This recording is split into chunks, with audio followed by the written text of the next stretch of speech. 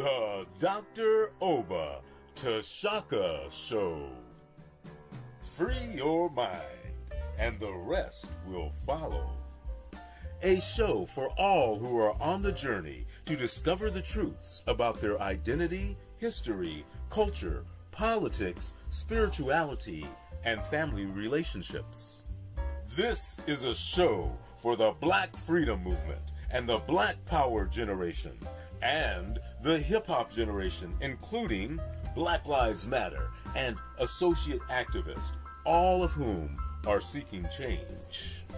Dr. Oba Tashaka and his guests are dropping knowledge and insight from his successful organizing, research, writings, and innovative thoughts, the best of which have piped into God's mind to lift you up higher and higher. To the bosses, OGs, rappers, influencers, and those looking to evolve from the constraints of misinformation and miseducation to build a foundation for personal growth, love, and mental freedom. Check out the wisdom of the OR. Yeah, that's the original revolutionary, Oba T, who inspired 1 million black men with his rousing speech at the Million Man March, and who continues to fight, write, and speak the truth. Dr. Oba Tashaka is one of the deepest deep thinkers in the world today. A quote by Dr. Asa Hilliard. Dr. Oba Tashaka, then Bill Bradley, was the best leader organizer in the Congress of Racial Equality, CORE. An endorsement from Dr. George Wiley, Associate Director of National CORE and the best organizer blacks produced in the 1970s as the organizer of the National Welfare Rights Organization. The Dr. Oba Tashaka Show. Free your mind, and the rest will follow. Greetings to the viewers, and the rest that will follow is especially your behind, your feet, and everything else. This show is about some action, not just talk. And this show is one of many that can give you background to be successful in some action. So greetings to everybody. Loud to Zoo.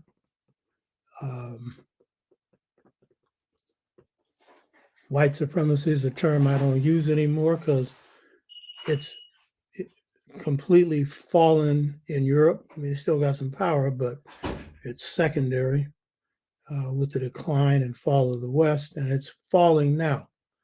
Need to come up with some new terms like psychopathics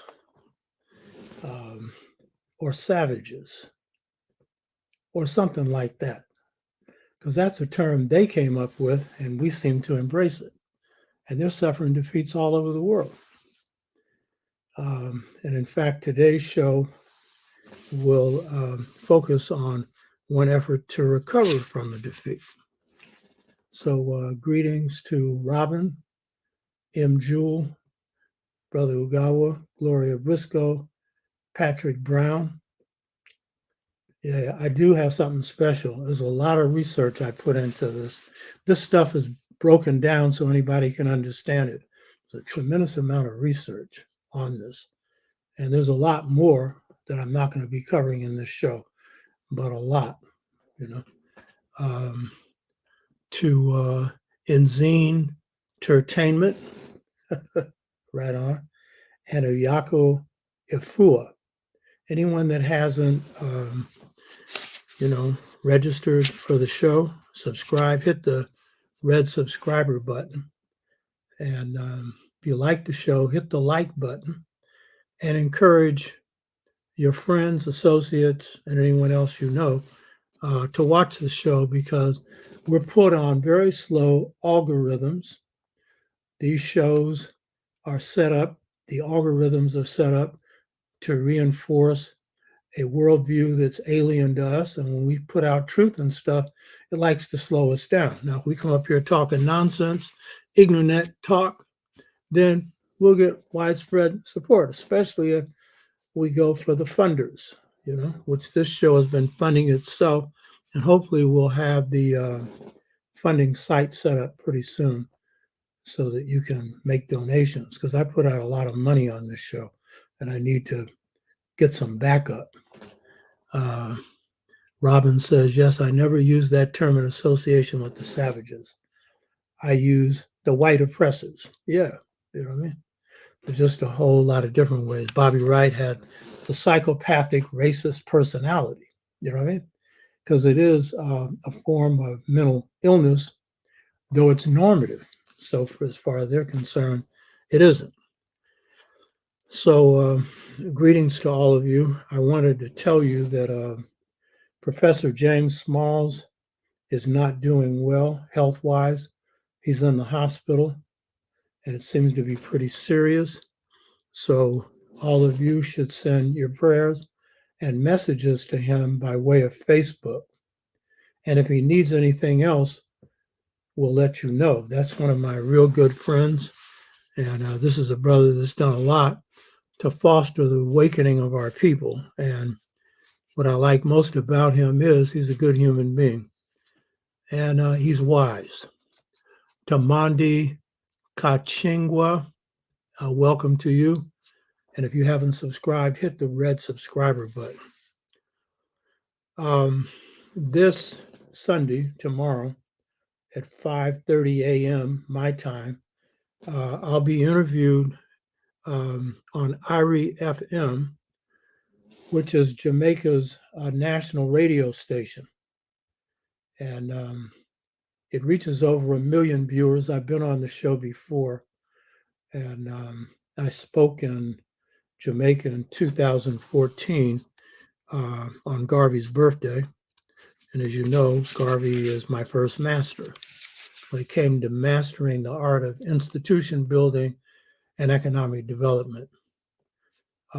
So that show will be, while it's a radio program and it'll be broadcast in Jamaica by radio, I'm having it taped.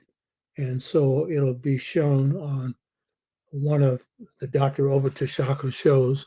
I haven't decided exactly when that's coming on, but it's going to be covering the topic of neoliberalism in Jamaica. The topic is framed as a choice between two cultures. That's a subtitle from my book, The Integration Trap, Generation Gap, Caused by a Choice Between Two Cultures. And it's going to be the framework for looking at this discussion. Dennis Boatwright said he's out of the hospital. Good. I think he still needs your prayers and support. I'm glad to hear that. And this is also a move to outreach more outside the United States and in other ways, using other media channels, Last week's show tied into previous shows.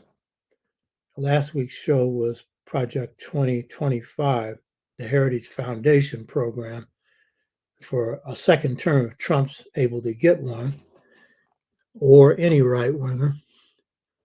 And that was itself an extension of previous shows, one of the earliest of which I had rebroadcast maybe 3 or 4 weeks ago on the second post-Reconstruction, voting Trump out of the White House into the jailhouse.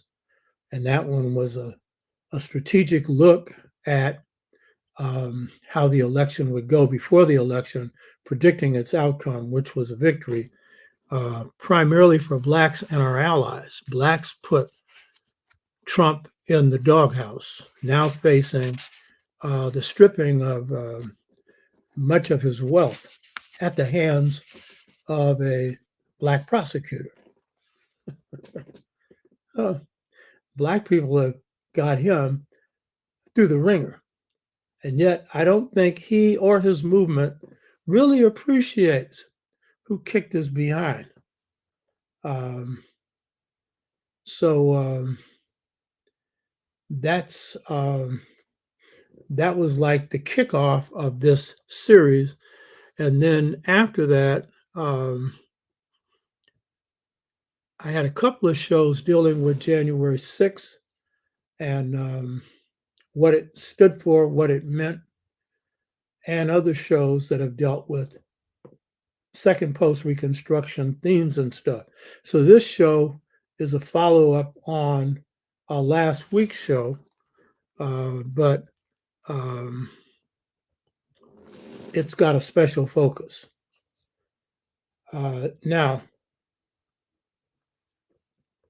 key reason for doing this show today is that in war, there are two rules, and I'm a warrior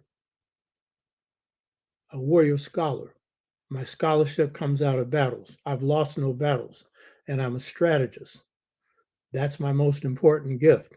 I didn't know I was until I got in the heat of battle leading the only successful Black Power, Black Freedom movement in the North to this day. And I'm proud of it. It was a team of us who made that movement up. In fact, tomorrow, one of the members of that team, Will Ussery, who's turning 95 years old tomorrow, was chair of San Francisco Corps before I was. I stepped into his shoes when he stepped down in 1963.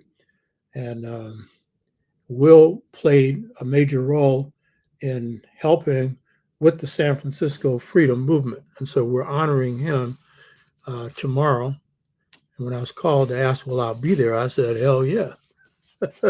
And I'll have plenty to say, all of it good, you know. So two key rules in war, if you want to win them, is rule one, know your enemy. Rule two, know yourself. Now, I hadn't read no Sun Tzu, so don't think I got this from the Chinese. I knew that when I entered the battlefield. I knew that if I didn't know these two things, I was cooked.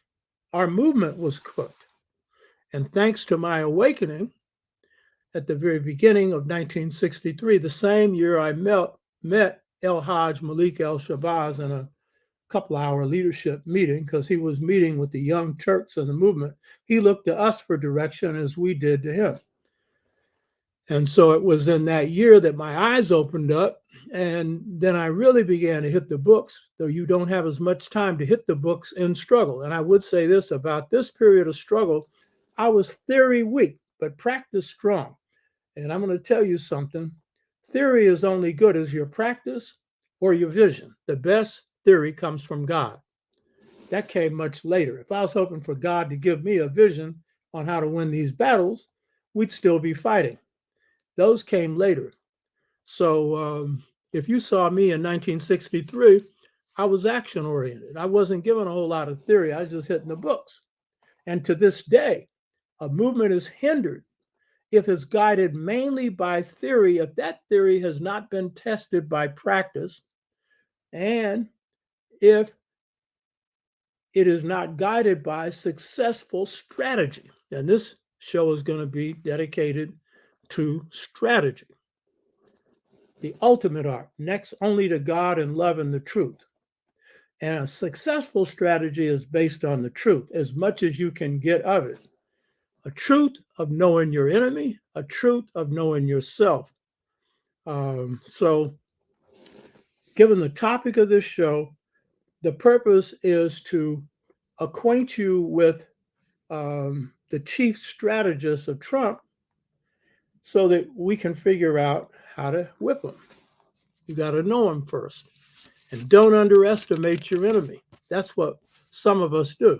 This white supremacy mantra, that's underestimating your enemy, because you've disempowered yourself already. And plus, it's a weak analysis. Usually, when we haven't done our homework, all we say is white supremacy, and it ain't saying nothing. You hear me? How are they organized? What are their forces?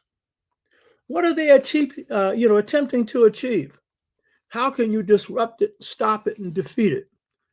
So this show, the main purpose of the topic of this show is geared to knowing our enemy's strengths and weaknesses. The first thing in understanding strategy is that the greatest weakness of your opponent is usually their greatest strength. And so a successful strategy transforms strengths into weaknesses. That's the overall thing. You know what I mean? And you'll say, how do you do that? Well, get your ass involved in some struggle. And you might find out, because this ain't all classroom stuff. And by the way, the purpose of this show basically is to reach the younger generation and anybody else, and particularly activists, people who want to do something. And if I keep seeing that only people are just sitting on their butts and doing nothing, I'll shut this show down, because that's the point of it. And if our demographics wasn't constantly reaching a younger audience, I wouldn't be doing the show, because I don't believe in speaking to the choir, though the choir is fine. And we're going to have a choir on in a minute here. We're going to have a little music to open this up pretty soon. So I'm not against choirs, and I'm not against people in my age group or slightly younger who have experiences and stuff and interest. Glad to engage in dialogue with them. And we'll have some of them, and have had some of them on the show. So that's the key thing. Action, baby. So I'm in the groove now of training. So I know the younger generation is picking up the mantle when it comes to organizing. And I'm pooling with a number of younger organizers to engage in training, intergenerational training, not just us who have the old school experience, but the younger ones who have the new school experience. And so I'll be reaching out to some of you for help. And I want to know how many people will be interested in this. I'll talk about this towards the conclusion of this. So a winning strategy will turn your enemy's strengths into weaknesses while attacking his weaknesses. The perfect strategy is one without a fight. The majority of battles I fought, I didn't have to fight because I had a strategy. The majority of jobs that we achieved in the San Francisco Freedom Movement were achieved without a fight. We had over 700 job agreements with industries. They caved in because they saw what would happen if they didn't. That's a perfect strategy. But then the real perfect strategy is one that is executed only under certain circumstances. And that's where your enemy falls without you touching them. Those have been the most beautiful experiences when it comes to strategy of my life. When I was younger, as I've explained before, I couldn't explain how that was done. I just instinctively knew the situations where it could be done. Now I know how it works. And so when I'm in the driver's seat executing a perfect strategy, oh, that's a wonderful feeling. When you see an enemy far more powerful than you doing your will without being told to do so, because it's the nature of the strategy, then that's ultimate art. And by the way, strategy is the ultimate art, second only to God, truth and love, as I said before, but more beautiful than poetry, more beautiful than music, more beautiful than any other art form, because the well-being of people depend upon it. And when it is executed, only masters can appreciate it. Others call it sucker punches. That's a term used when I executed a perfect strategy on the president of San Francisco State. Because I've used this on different arenas, I was going into a meeting where we're going to lose 15 positions. And I came out of the meeting getting 15 positions without a fight, because that was one that I was not going to win if it was a fight. And the chair of La Raza Studies, who's a good friend of mine, said that was a sucker punch. No, it wasn't. It was a perfect strategy. And that's not even in my book, The Art of Leadership Strategy. I'm going to write a short book on that. Strategy, the ultimate art. One of the hardest things to define, by the way. It's like defining love.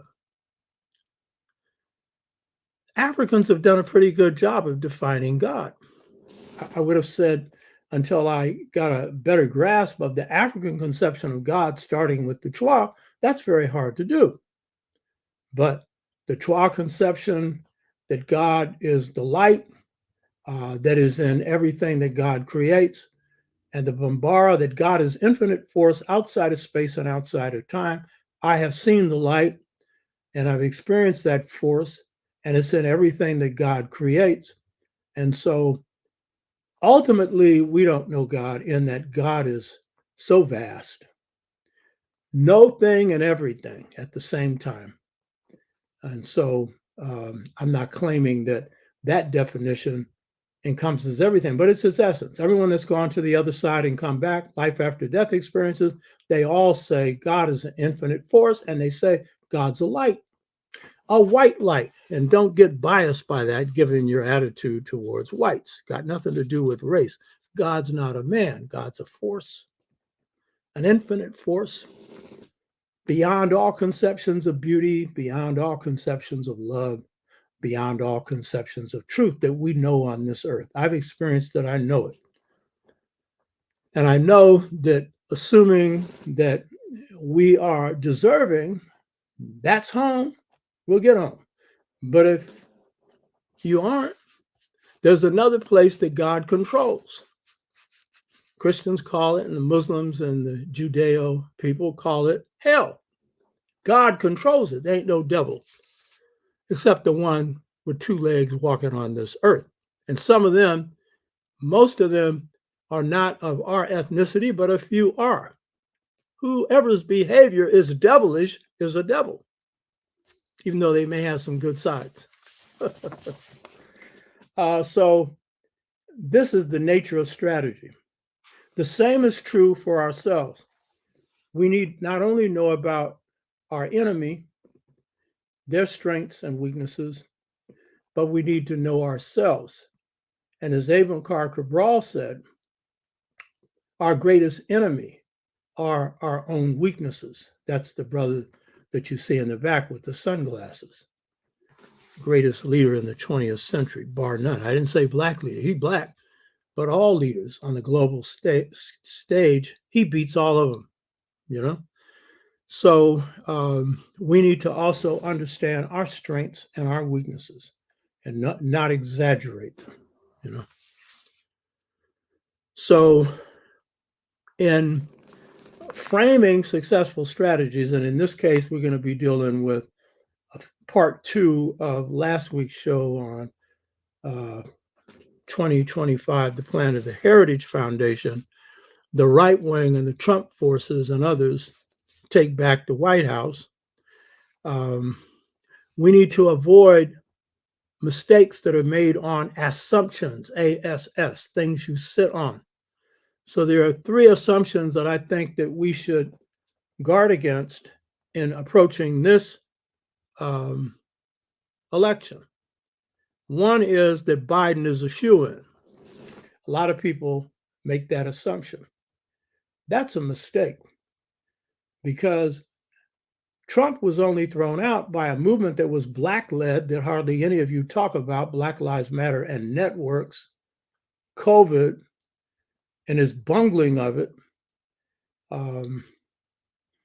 the overwhelming outflowing of mass support across the board, white, brown, red, and yellow. We only get a third of the whites when it comes to electoral votes.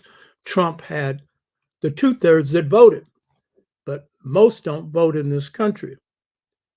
So that was a 100-year turnout, the greatest turnout for an election in 100 years. You're not going to have that this time. So if you think Biden is a shoo-in, then that's a sure way for you to lose, because it means, first of all, you don't know what your enemy's doing. And secondly, it means that you're probably sitting on your butt thinking there's nothing you have to do. So that's the first mistake. The second mistake is the assumption that Biden and Trump are the same. That comes from the assumption the two parties are the same. There's a lot of truth in that. But if you ask the blacks in 1964 and 65 were the two parties exactly the same. The Democratic Party that had been the lynching party in the 19th and early part of the 20th century had become the party amenable to the pressure coming from Black people. And so to say they were the same at that time is to miss the point. There was a difference between George Wallace and Lyndon Johnson, and Lyndon Johnson was a racist. But then Lyndon Johnson bowed to the pressure of the Black freedom movement. And that's the key point, you know. So today, if you say these two parties are the same, you miss something. This party is not only Trump's party, it's a crypto-fascist party that cares nothing about anybody's right to vote, free speech, or anything else unless they're dictating the terms. And this is a little different. And you've been able to put some pressure on Biden, though Biden hasn't done enough. And I'm not a supporter of the Democrats. I'm not a supporter of Biden. I'm a supporter of a strategy to defeat Trump. And whoever works in the strategy, that's what I go for. And my people are very smart. Usually, they also see it. Some of our intellectuals get esoteric and theoretical. The grassroots generally doesn't. And they usually know the right move overall. And so the assumption these two parties are the same, they share similarities. But on the essentials of who's running these two parties, who's running the Republican Party right now are MAGA, Make America Great Again, which means Make America White Again, Republicans. And they are not in the mood to listen to anything other than them ruling, period. And they'll rule by any means necessary. So that's a mistake. And this show should help dispel that. And that doesn't mean I'm a Democrat. I'm not a Democrat. I'm not a Republican. I ain't none of it. I'm a revolutionary. But I'm also a revolutionary that has come to radical perspectives through day-to-day struggles. And so I don't ignore those day-to-day struggles. And some of us tend to because they don't fit our idea perfect. King got a lot of criticism during the Southern Freedom Movement and the Northern one because of his nonviolence, you know. Malcolm criticized him for being a tool of whites, which was not true. That was jive propaganda. And that was because some of us in the North didn't appreciate the strategy that Southern blacks used. That was a jujitsu strategy that tied up Southern apartheid into knots. And that's what rendered the first defeat to the right wing. And by the way, this show is going to sound, kind of discouraging because I'm going to give you an assessment, and the assessment ain't pretty of where they stand. But remember this. The show, which is entitled Steve Bannon, Trump's Strategic Brain, is focusing on that because Bannon, Trump, and the rest of them, they are trying to overcome the defeat that we inflicted on them. So be very clear that whatever I'm describing, it is describing a defensive response to our offense. And if we appropriately organize this time, that'll be the case also. And it wasn't just ours, it was a coalition. And John Henry Clark would often say, we're alone. John was not a warrior, not a scholar, and anybody who thinks that in battle you're all alone is because you've allowed yourself to be all alone, unless you can win alone. And that's one of the first rules in war. If you can win without any allies, go ahead, because allies, require some input and they got some say-so. But anytime you do a coalition, which is a short-term arrangement with forces, and an alliance, which is long-term, it's on your terms. I've never been in one that I didn't run. And the groups in it were often stronger than the forces that I command. You know what I mean? That's a rule, But if you think you're alone, as you think, so you are. And that probably means you're going to be defeated. Even the big bad American wolf pulls in allies. Of course, they dictate to him and impose stuff on him and end up losing. You know, Korea, Vietnam, Iraq, Afghanistan, you know what I mean? And they drag them along, you know what I mean? But the point is, they want some other people to do some bleeding with them. You know, you got any sense, you say, hell no. The Ukrainians right now have been suckered into a war, and the Russians are wrong what they've done in invading the country. But they were on the verge of negotiating a peace settlement. Everybody says so. The Turks had convened it. The Russians said so. The Ukrainians said so. And in so many words, the United States said so. And there were some key conditions for Russia not invading. And they were conditions that are much better than what's happened right now. I'm not going to go into that, but I'll tell you this. The US pressured Ukraine not to go along with it. And the Ukrainians were dumb enough, that is not the Ukrainian people, but their leadership, to go along with it because they've already lost the war. Their country has been smashed to pieces.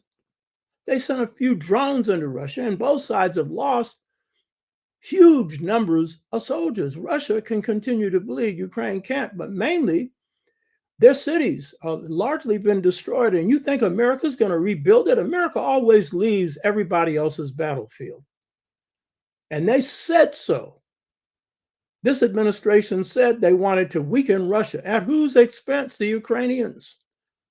And mind you, the Ukrainians ain't the greatest people on the earth either. And their government is as corrupt as a million pretzels, you know? But the fact of the matter is that's bad strategy.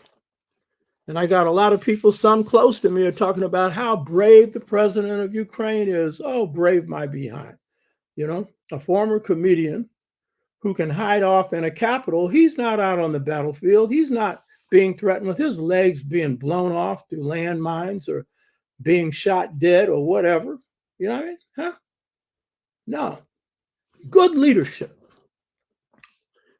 fights when they can win. They don't fight when they're going to lose. I'm a martial artist, and one of the first things we learn is do everything to avoid a fight.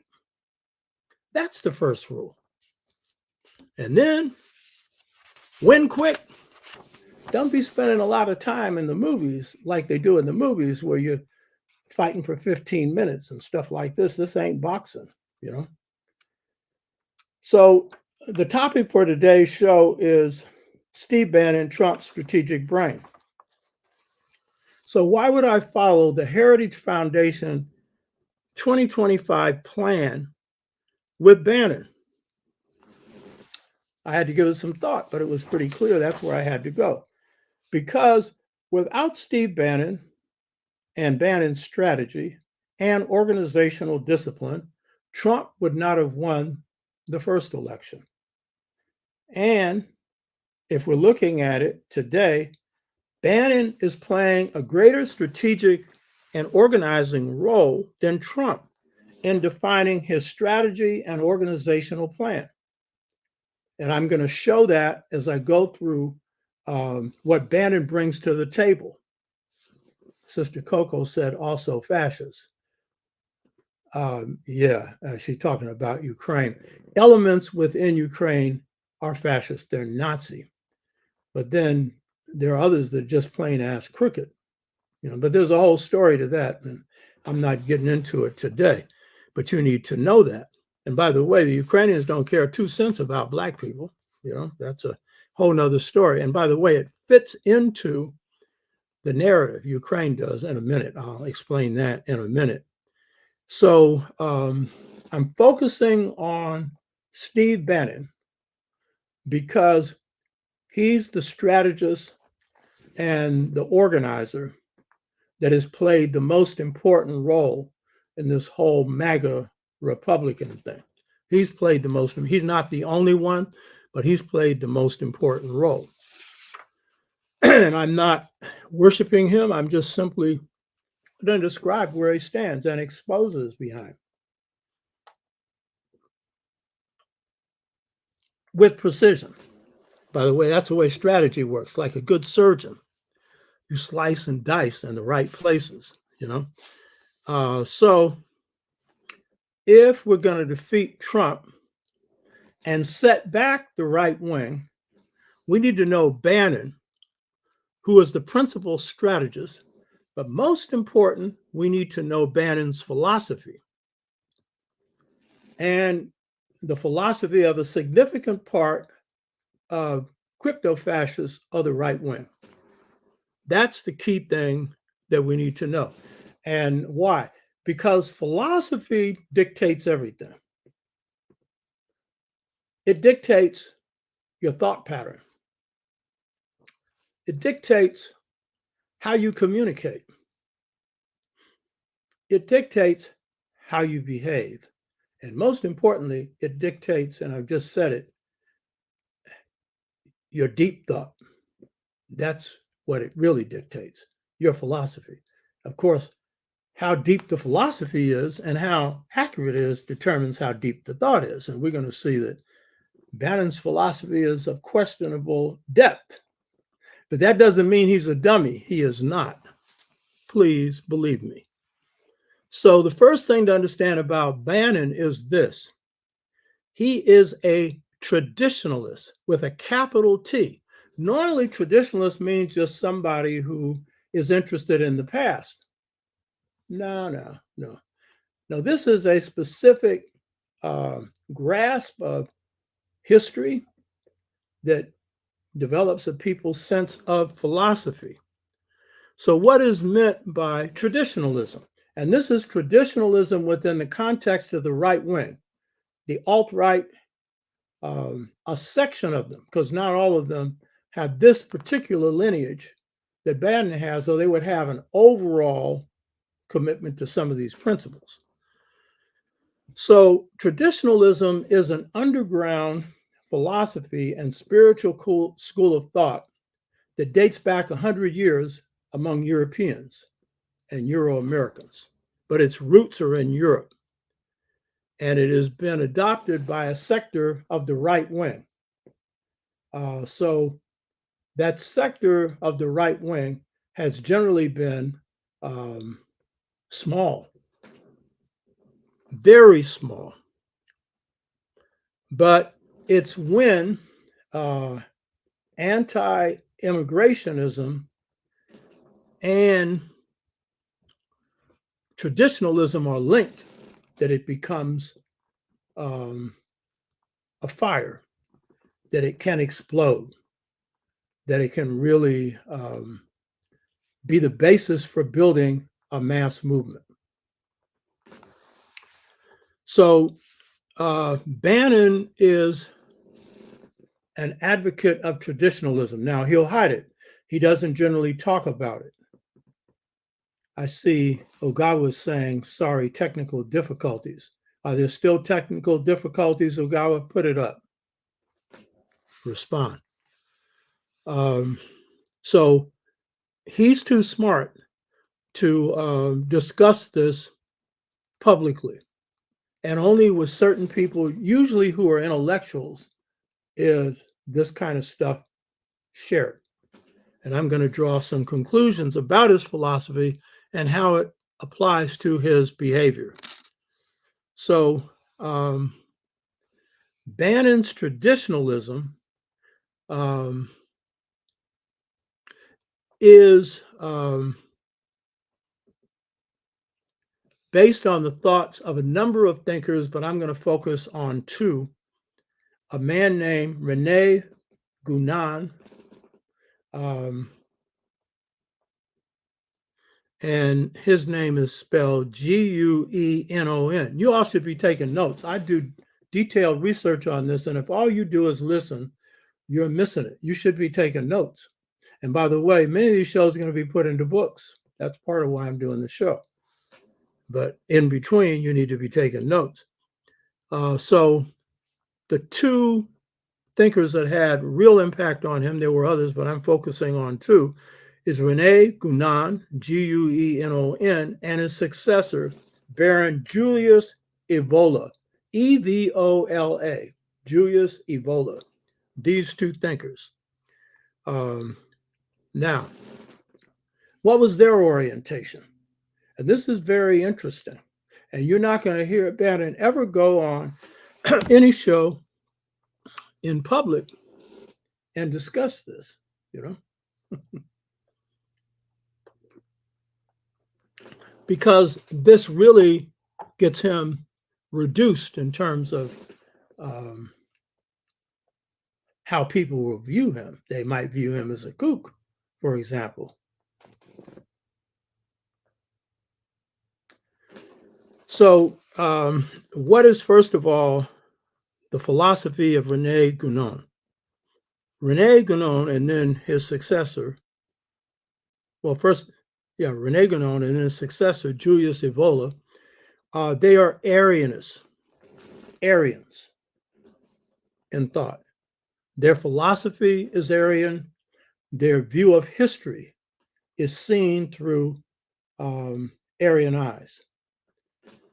So what does this mean? In the case of Rene Guénon was a Frenchman who converted to Islam. Now, Islam doesn't have too much to do with Aryanism, but it just happens to be his own path of development. Now, according to Rene Guénon, there was a lost tradition among Europeans that can only be found in pieces that goes back to the original tradition, which is what traditionalism is speaking about. And he traces this back to what he calls Indo-European, but correctly should be traced back to Indo-Aryan traditions that he defines as coming out of Hinduism and Zoroastrianism. Hinduism is a spirit thought, so-called religion, because really Hinduism is kind of both spirit and religion combined once the Aryan gets his hands on it. And Zoroastrianism is the spirit thought that people call religion of ancient Persia, today Iran, which has been supplanted by Islam. But the point is, the Persians or Iranians and those who swept into India and conquered it, those are Aryans. And so the locale for the philosophy of Steve Bannon, coming from this thinker, Rene Guénon, is Aryan-based. Now, there are many aspects to Hinduism, and some of you follow some of it because you're into various spiritual things. You read the Gita. Some of you think it's a highly noble thing, and in certain respects it is. So some of us are familiar with that. Most of us haven't studied the history, but some have, of how this system morphed under Aryan control. And so the right wing, which is Aryan-based, that followed this line of thinking, Steve Bannon foremost among them, place a lot of emphasis on the caste system of India. And that was their system for governance. And so the division of societies that come out of the caste system are also embraced by the Aryans in revised form, and some of them reinterpreted in different ways. But this is the basis for how they view the organization of society. And so they see, as the Aryan system had it, the top level of society, priests or Brahmins. Second level, warriors or Kshatriyas. Third level, merchants. Fourth level, Sudras, who were artisans and laborers. And then the fifth level, slaves. And then the level of untouchables, which I think that the Aryanists of today really love that one, because it's a category below slavery. Could only be conceived by some very demonic minds. Now, traditionalists in the radical right wing, and that includes Bannon, believe that each historical age belongs to a different type of people coming from a specific caste-based or hierarchy.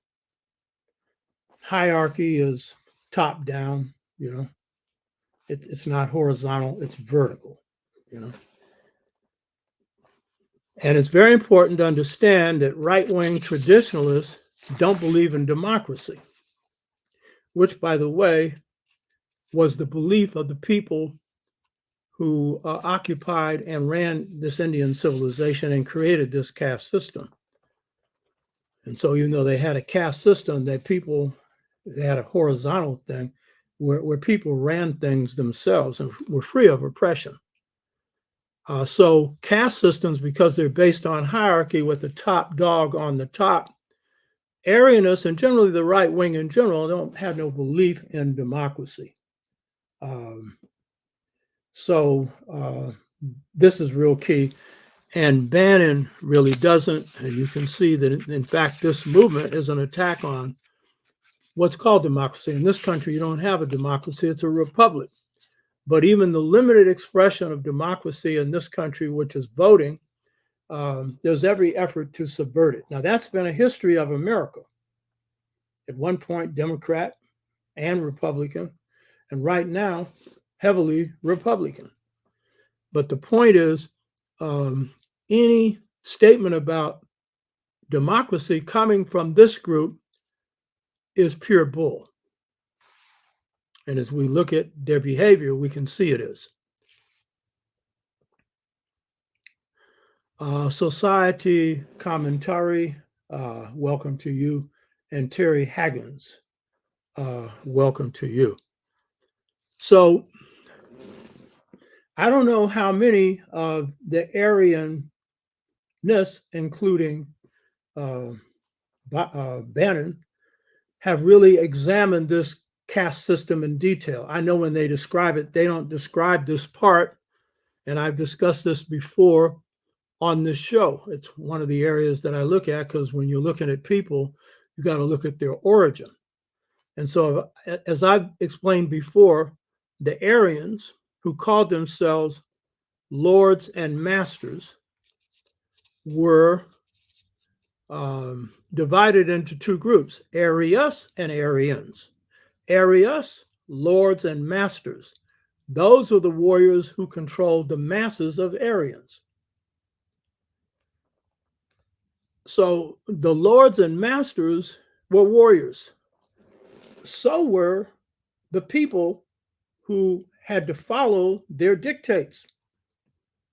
But they did not get the honor that the Aryas received, because Aryan means no good for nothing, dirty scum. And that's a universal conception that early European, pre-Christian Europeans have of their masses and of morals. I've gone through this before. The only morals for them was power. The powerful are good, the weak are bad. That's their conception. And therefore, they bring misery to the world for their own people, but especially for the rest of humanity. So this explains why the European elite, whether under feudalism, mercantilism, or capitalism, have treated their masses the same way, and why socialist movements like, say, Russia, that claim to be socialist, ground their people into the dust under dictatorships, because they had the same attitude.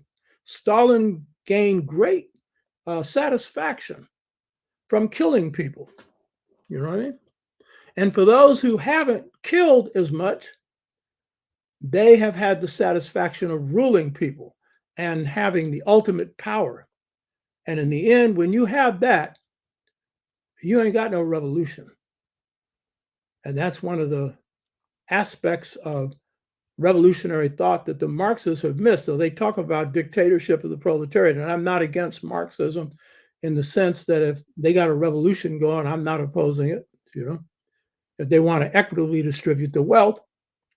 But generally, when the power is concentrated in very few hands, the wealth is not going to be equitably distributed.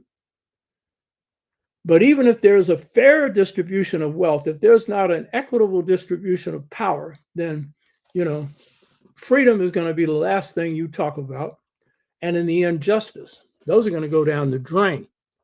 So the Aryanist perspective is underneath European American culture. So right-wing traditionalists take the caste system and then associate it with ages.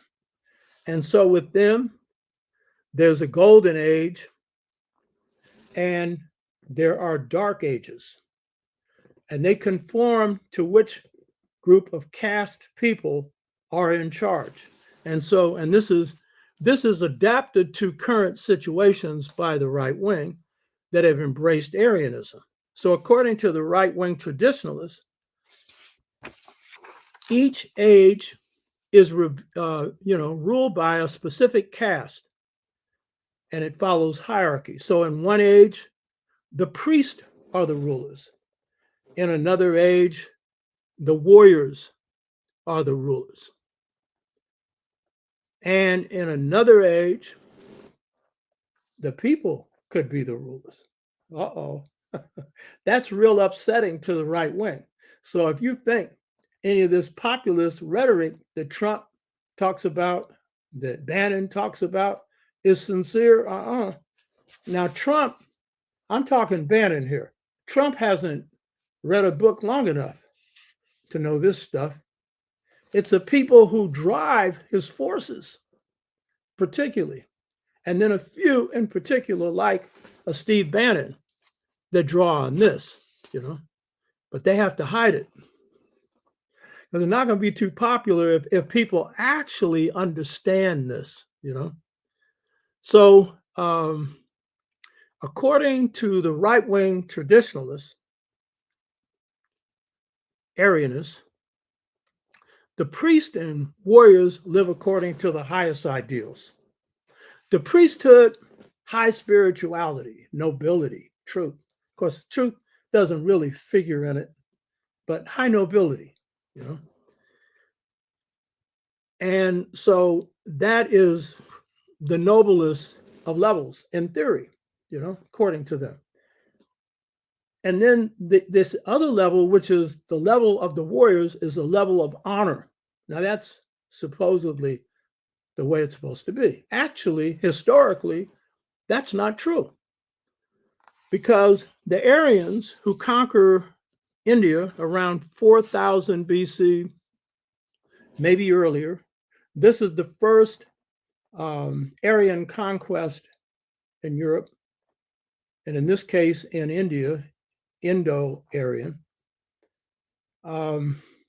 They come in as warriors, and they have no idea of priesthood or anything else. And they're vicious and brutal. There's no honor among them. What they're about is pure power. That's it. Truth, forget it. It's not a part of the Aryan ethos to begin with, Kindness, any of these things, forget it. You hear me?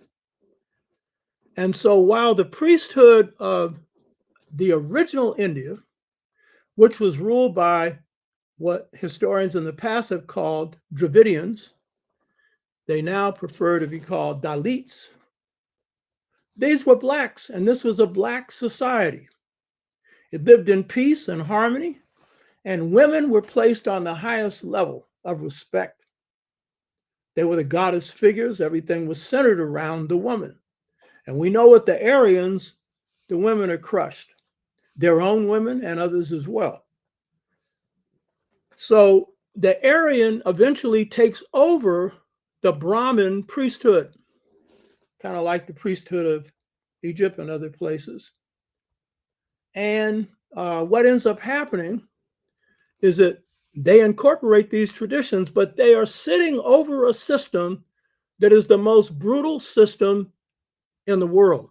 No system has been worse than this, worse than the ones in Europe. And I'll show you why, the main reason why in a minute. So while they have these noble ideas, which they get from the Dravidians or the Dalits, spirit ideas about the soul, about eternal life, about all kinds of things, they are using this to justify a system that is hell on earth, because it is their job to bring misery to the planet, as I pointed out in a previous show. As it says in the Gita, their God says that the way of the Aryan is not the way of kindness. The way of kindness is the way of the non-Aryan. He's referring to the Africans in this case. Kindness for them is just pure weakness. And if you say, yeah, you got to be like that, well, then there is no point of gaining any liberation if you end up transformed into the enemies that oppress you. So whether Brahmin or Kshatriya or warrior, under the caste system, high spirituality, yeah, you can enunciate it, but given what you're sitting on, And you can see it in the practice of Mahatma Gandhi, who talked about all this nonviolence and stuff, ideas that he gained from the West heavily. But when you study him, you realize he hated blacks, both in South Africa and in India. And that's because he was following the doctrines of the Brahmins. So don't tell me how noble and high they are. High and noble, my behind. And he was sleeping with his granddaughter and did all kinds of stuff the king and them didn't know about, I don't think. I know he didn't, you know. So this idea of this noble caste system, it was noble before they came along, and we'll see how it was changed. So according to right-wing Aryans, the merchant class values money or material things. And according to them, the enslaved, they are consumed by bodily pleasures. What's pleasurable about slavery? What kind of jive are you talking here? You know what I mean? Bodily pleasure my behind. And to the extent that Africans prior to the coming of the Aryans had slavery, that was wrong. But it wasn't of the type that they had later. But slavery is no good at any point. The only people in the history of the world didn't have slavery were the Twa. And I brought them back into history. They've been written out. That's where you need to start when it comes to justice and everything else. And it's the foundation of human history. So they view this period where the merchants are in charge as a period where money and material things are the primary value. Now, according to Rade Gunan, the golden age is one thing. There's a silver age, there's a bronze age, and of course there would be a dark age. By the way, the Greeks had a similar breakdown, though they weren't using a caste system. So the golden age is the priestly era. The warrior age, is the era where royals who are warriors rule. And the Bronze Age is the age of merchants. And the Dark Age is the age where slaves rule. Oh, wouldn't that be a terrible thing for them to consider? A good thing for us to consider. Any of us who have been in that position, or anyone that had a noble idea of humanity. So the structure of each age is determined by which of these castes rule. So theocracy is the structure for the age where priests rule, and that's a golden age. the military state is the nature of society where the military rules. Now, I want to state this from the very beginning. When the Aryan comes in, they come in as warriors. And so some of them eventually penetrate into the priesthood and eventually dominate it. But the fact is, every age under Aryan rule was an age of military rule. So you can talk all about everything you want about how there was a spiritual age where Lord Krishna was dictating things, a black blue God. But if you read the opening passages of the Gita, you will see that it is caste and war in heaven. They're having war. As I pointed out before, Lord Krishna, God, is trying to convince his best general that it's okay to kill his relatives. Now, to be perfectly honest, the relatives were getting ready to kill him. But the point is, when the Aryan gets the African view of spirituality, they convert it to violence and conflict. And it's a norm. There ain't no war in heaven. You hear me? That's God's realm. They're powerful angels and spirits in heaven. There are those that protect and look after you. You understand? But war is a violation of Ma'at. War is a violation of Tao. I'm a warrior. And I'm glad I never had to kill anybody. I'm glad. Because they tell me the ghost of those people live with you. Though I wonder, because if I did, I would have killed somebody that really deserved it. But I'm glad I haven't. I'm glad, you know. But to convert heaven into a battlefield, that's the Aryan view. That ain't God's view. I'm sorry, you know. And according to them, when you get to the era where the merchants rule, that's plutocracy. That's ruled by the rich. And then the dark age is when the slaves rule and the untouchables. And that's the stage of democracy. And by the way, I want to play this little song here because I want you to not get too down and dreary. And I want you to realize that while I'm describing an enemy and what their strengths and weaknesses are based on, in this case, the Aryan right wing, I want to remind you, this is a reaction to defeats they've suffered from us and others, but our leadership.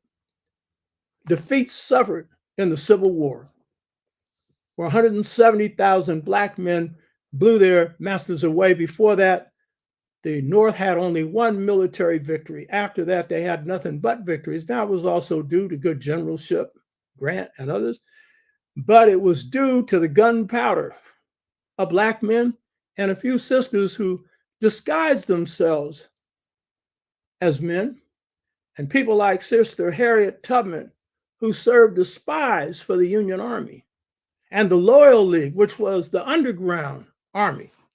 That was the first defeat that they suffered, because that Black man, and when that Black woman is able to as well, they're the baddest warriors on the planet. They ain't got no fear. Some do, but a lot of them don't, you know. And then this victory that we imposed on not just the right wing, but on any races that could prop up their heads. In the golden age of the 50s and the 60s that, you know, defeated white apartheid and restored the right to vote. And they're trying to do everything they can to restrict it, but they can't eliminate it. It's past that. And so these are reactions to that. And that's why a Trump feels so dispossessed. And he's really going to be dispossessed. A Black DA, you know, a Black, you know, attorney general is stripping him of his wealth. I said, why didn't they go after him criminally? Well, they are in other ways. But then when I realized what was happening, they're going after his wealth. Because his honey ain't, you know, that cold woman that he's got as a wife. His honey is the money, baby. and power. So I just want to share a little thing here. I want to interpose a little stage here. But what happens when these masses, in this case, what they listed in the caste system as the enslaved and the untouchable, the blacks. What happens when they come in with a certain spirit? So let's see what that spirit is. I'll be buried in my grave and go home to my Lord and be free. Oh, freedom. Oh, freedom, freedom. Oh, freedom. Oh, freedom over me. Over me. And before I be a slave, I'll be buried in my own grave. And go home to my Lord and be free. No more weeping, don't you know? No more weeping. No more weeping over me. And before I be a slave, I'll be buried in my own grave. And go home to my Lord and be free. Oh, freedom. Oh, freedom. Oh, freedom. Oh, freedom. Oh, freedom. Oh, freedom over me. And before I be a slave, I'll be buried in my grave and go home to my Lord and be free. And before I be a slave, I'll be buried in my grave. I'm going home to my Lord and be free.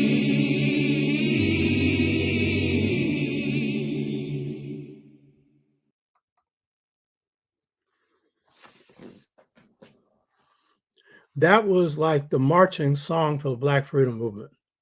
But the spirit of it is the spirit of the enslaved African who carried within them the spirit of freedom, which was also a democratic spirit. And it was a spirit that every one of us are children of God, and no one has a right to impose their power on us, and all human beings are. And this comes out of an art form, which is the icing on the cake of a new African culture created during enslavement. So what you need to know, while in this show, I'm not going into how you can defeat Trump. In fact, there's other people that need to be a part of that discussion. You need to understand that the weapon you carry into battle is your culture. It's your deep culture. And when a people are creative enough to do something that no European in this country has achieved, create a new African culture as the icing on the cultural cake, you have really achieved something. And your strategies come out of that. And so the African in America, the African in the Caribbean, South America, in Africa, in the diaspora in Europe, in Asia, and the South Pacific, they bring beauty to the table. And that's the nature of good strategy. So Bannon don't bring no beauty to the table. And the white supremacists bring no beauty to the table. I hope they enjoy what they're doing because they're heading straight to hell, but we're going to give them some hell. You hear me?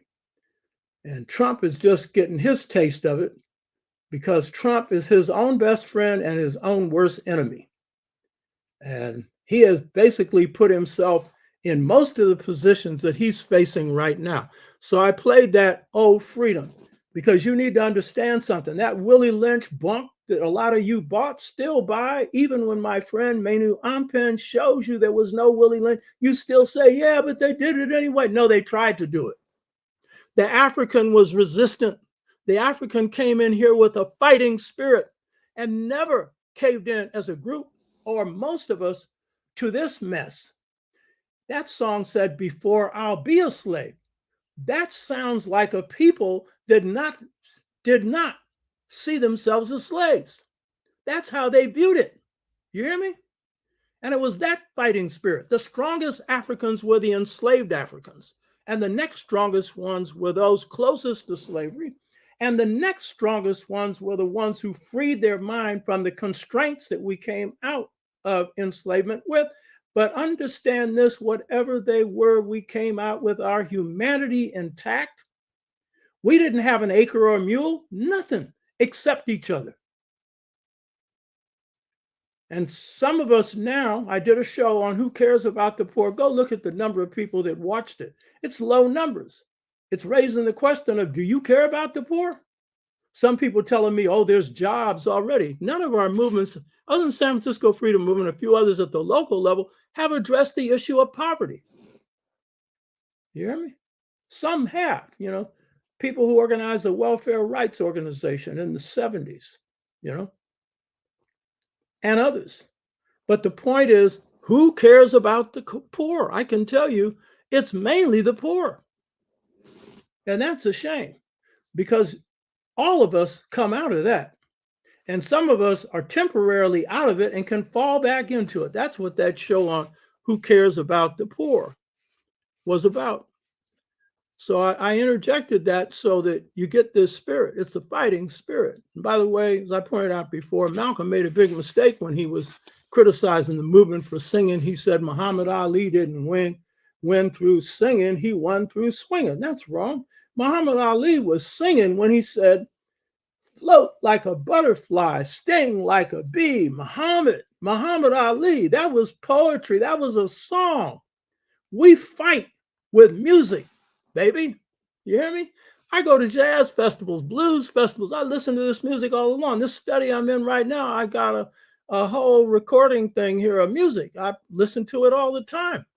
I'm inspired by all genres of Black music. Jazz for the complexity. Blues and spiritual blues for its beauty. And it's all one and the same thing. You hear me? And when you're drawn from beauty, with the ultimate beauty is the truth, and good strategy comes from that, then you got a lot on your side, So the wish of the Aryan right wing is that these masses never able to rise up. And basically, that's what they're trying to prevent in their attacks on so-called democracy. It's on Blacks, but it's on any of them that stand up for this. You hear me? But they'll mouth this stuff about, Bannon will particularly, about how the white working class is the salt of the earth. He don't believe that. If he did, he wouldn't want to be shutting down all the good things that would help people enjoy the fruits of the earth, which I'll go into in a minute. So Steve Bannon believes that today is the age where the plutocrats, the rich, rule. Yet he claims to be opposed to the elites because they ground the masses of white workers into the dust and much of the middle class. So he claims to be a defender of them, And the attack on the administrative state, what Trump calls the deep state, on the surface looks like this is a attack being carried out on behalf of the white, the people. And so when Reagan comes in and says, make government smaller, he doesn't tell you what that meant. You know what I mean? Smaller, that meant shutting down, in this case, cutting his budget for low-income housing in half.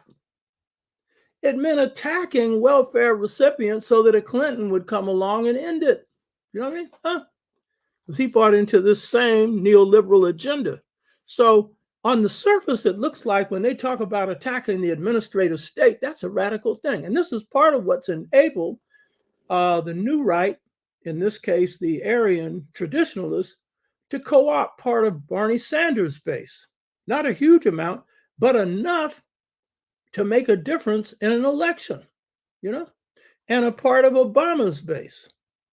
Because it looks like they're going up against the system. And because they're racist, many of them, who are in the white left, not all, but too many, they can easily shut their eyes to what they're doing to us. And then join what becomes the KKK in another form, you know, except this form is much more sophisticated. So it looks like this attack on the administrative state is a radical act. Actually, Bannon is a rich right-winger, traditionalist, Aryanist. He's a Harvard graduate with a master's from Harvard in business.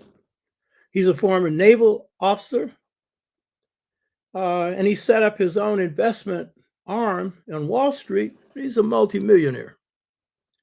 But you see him, he looks all ruffled and everything, but where he stays, when he travels, he's staying in luxurious penthouses and stuff.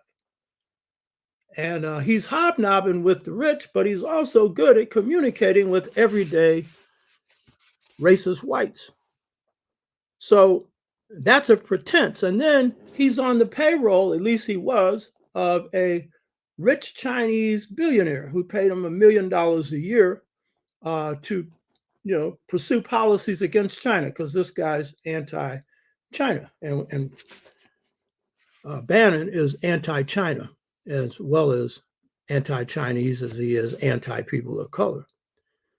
So Bannon has also been financed by the billionaire couple called the Mercers.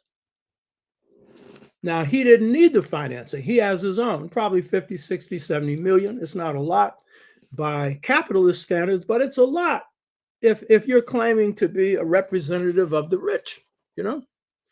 So while the attack on the administrative state appears on the surface to be an attack on the corporate elite, this attack is guided by the corporate elite. By attacking those federal and administrative agencies that put any kind of restrictions on the corporate elite. Now understand, these agencies are already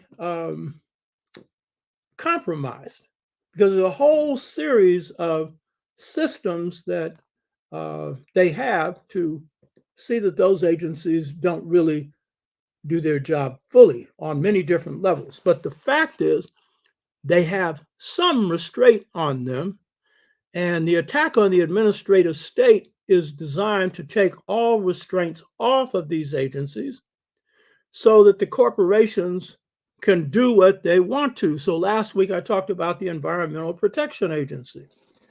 Plan 2025 is about just completely eliminating that.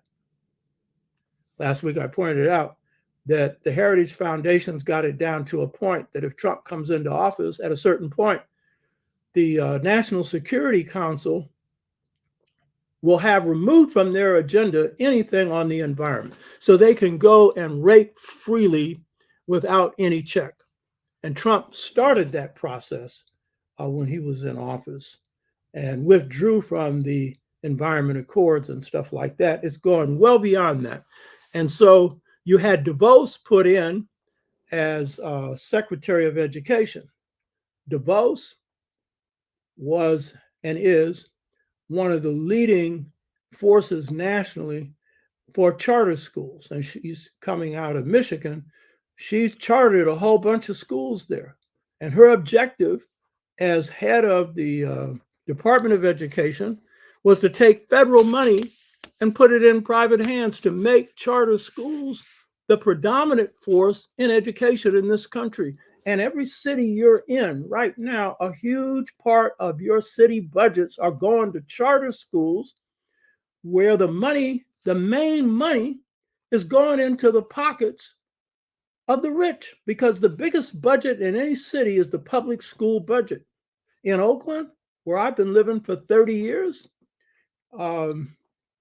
billionaires have trained superintendents of the schools of Oakland, many of which were Black. And the first thing they did is come in and shut down public schools for Blacks. They didn't shut down any in the hills for whites and turn that money into charter school money. And then when the district is in bad shape, they leave and get them a nice check written for them. You understand? So this is a part of the move. Or in the case of Katrina, when Katrina went down under disaster capitalism, they used this as an excuse to privatize New Orleans. You hear me? Public school teachers were fired, and you had a huge number of Black public school teachers who are doing a darn good job, graduating from Black colleges, many of them, all chartered. You hear me? Shutting down public housing that had not been harmed by Katrina. And you had the former President Obama with his Secretary of Education talking about Katrina was the best thing that ever happened. And Obama didn't silence them because Obama also supported charter schools. I see Deetria Davu, the public school system is a joke. I am homeschooling my children. Yes, true. But guess what? You could control the public schools. I did a series on this. How many people have even watched it? I had on representatives of Black United Front of Kansas City, Missouri, who took over a sizable portion of the public schools of Kansas City, Missouri, and ran them for over 20 years. These kids making the highest scores. You have to be involved in battles for that. You're being taxed. If you own a home, they're automatically grabbing your tax dollars. A part of them goes into the public schools. You should run them. And the reason that they could run them is that they had a sense of how to organize. Ajamu Webster, attorney Mickey Dean, Ajamu now, he's a structural engineer, former chair of the Black United Front. I'm a co-founder of that group. 4 of us founded it. G2 Weusi was the architect. And now Ajamu Webster, who's a black belt in karate and has a master's in structural engineering, is now in Ghana doing structural engineering. Him and his wife has retired to Ghana. But the point is, they ran that school system. You hear me? You need to get off your butts and engage in a fight.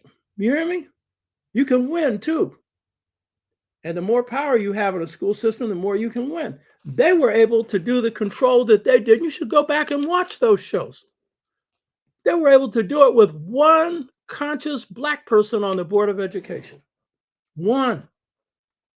Because they knew how to form alliances and coalitions. They were fightings.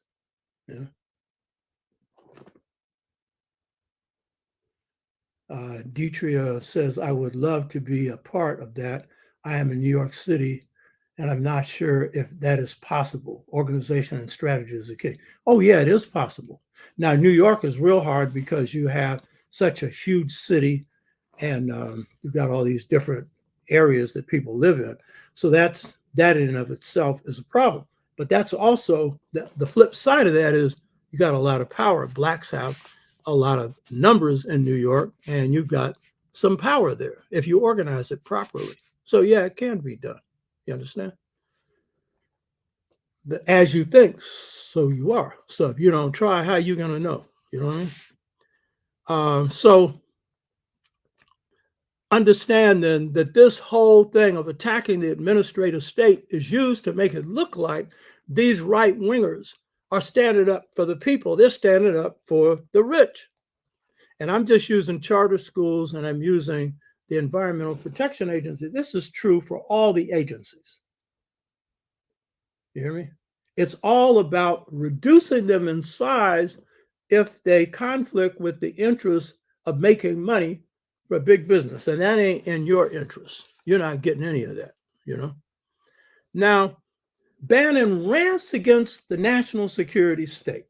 Here is a former naval veteran, officer, someone who calls himself a warrior, someone who tried to set up warrior training schools that he called gladiator schools, the schools where people went into the arena and fought lions and stuff. And he sees himself as a warrior,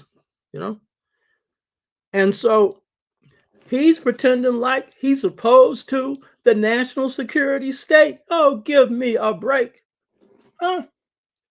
If you are, then you would have put people, Trump would have put people in charge of the Defense Department that wanted to collapse its budget. Did they? No.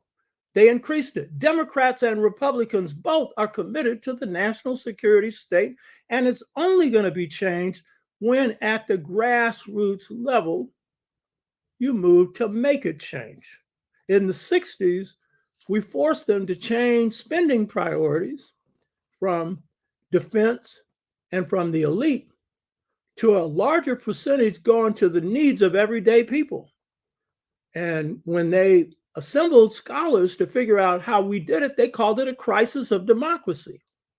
Trilateral Commission study on how we were able to shift thinking and everything else in this country.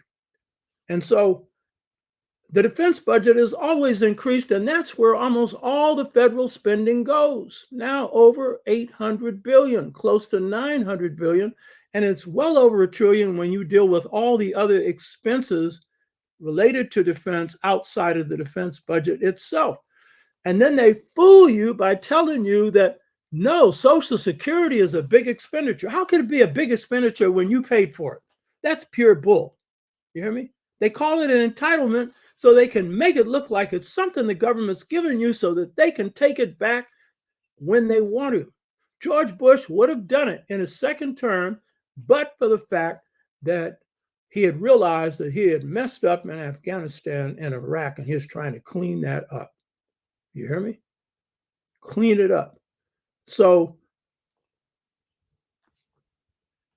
take the Social Security out of the budget, which it shouldn't be included as an expenditure because you're paying for it. And almost all the money's going to the military. That's why you have rundown roads, rundown schools. And in fact, this country should be financing education.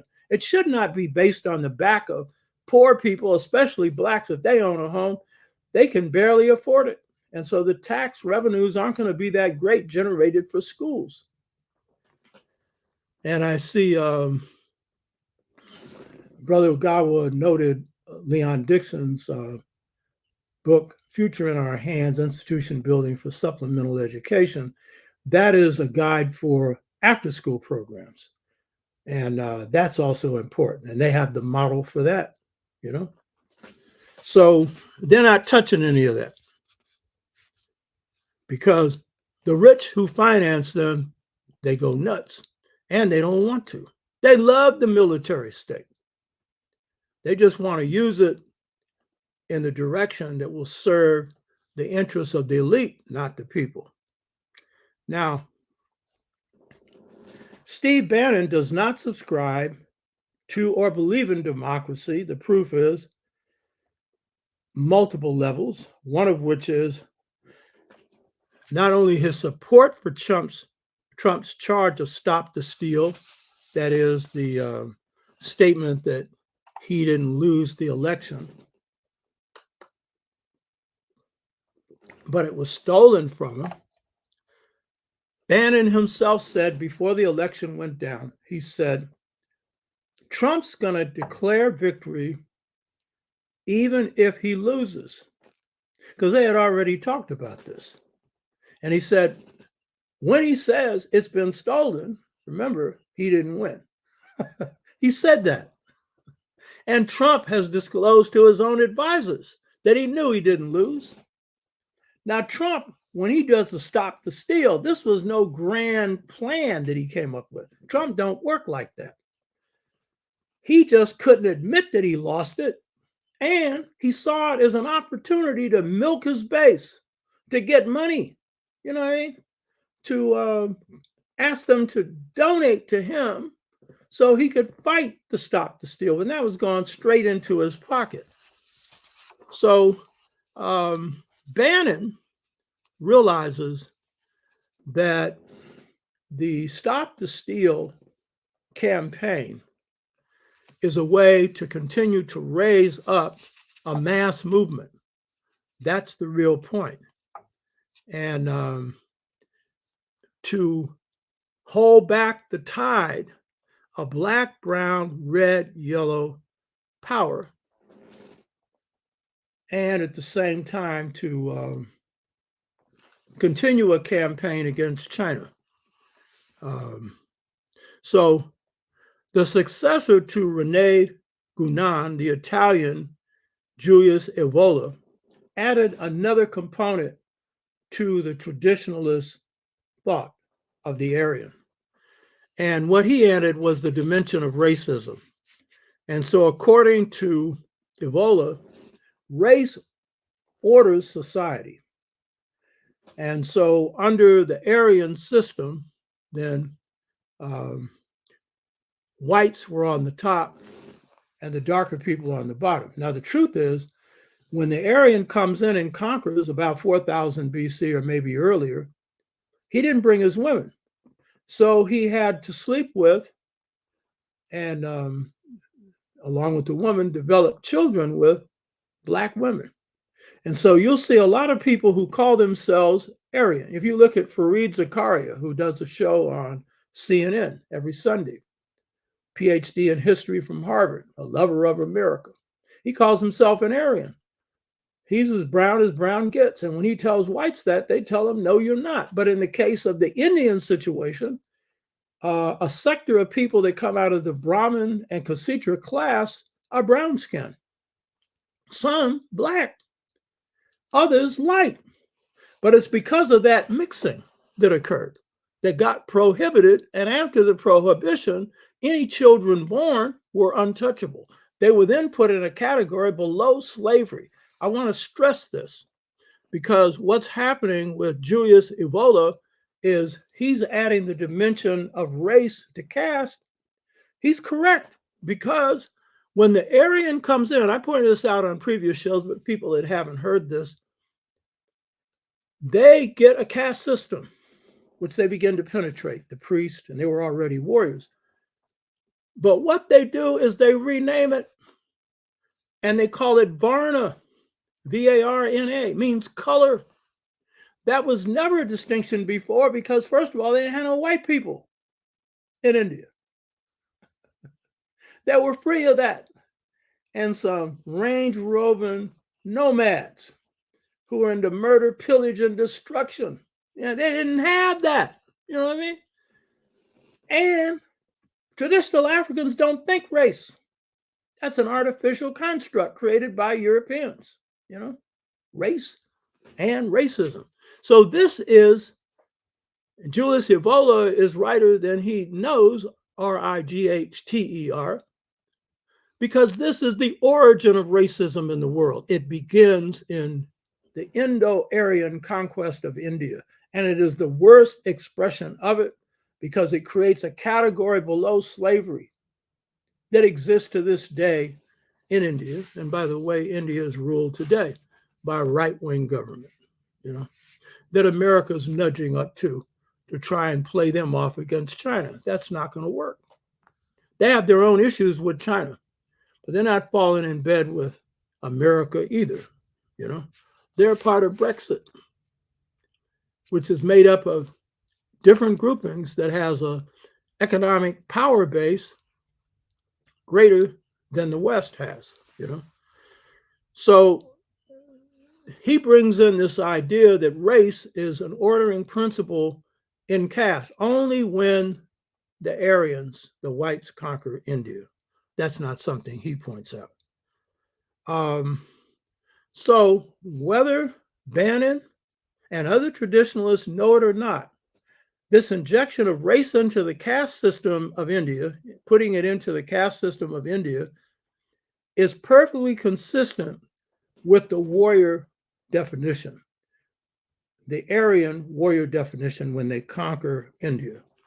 So it fits it. I think that these later Aryan traditionalists are making it conform more to their racist standards now. But that is the truth of how India operated once the Aryan took over.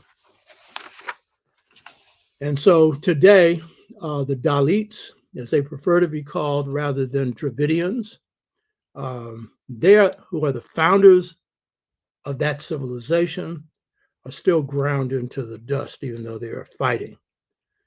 And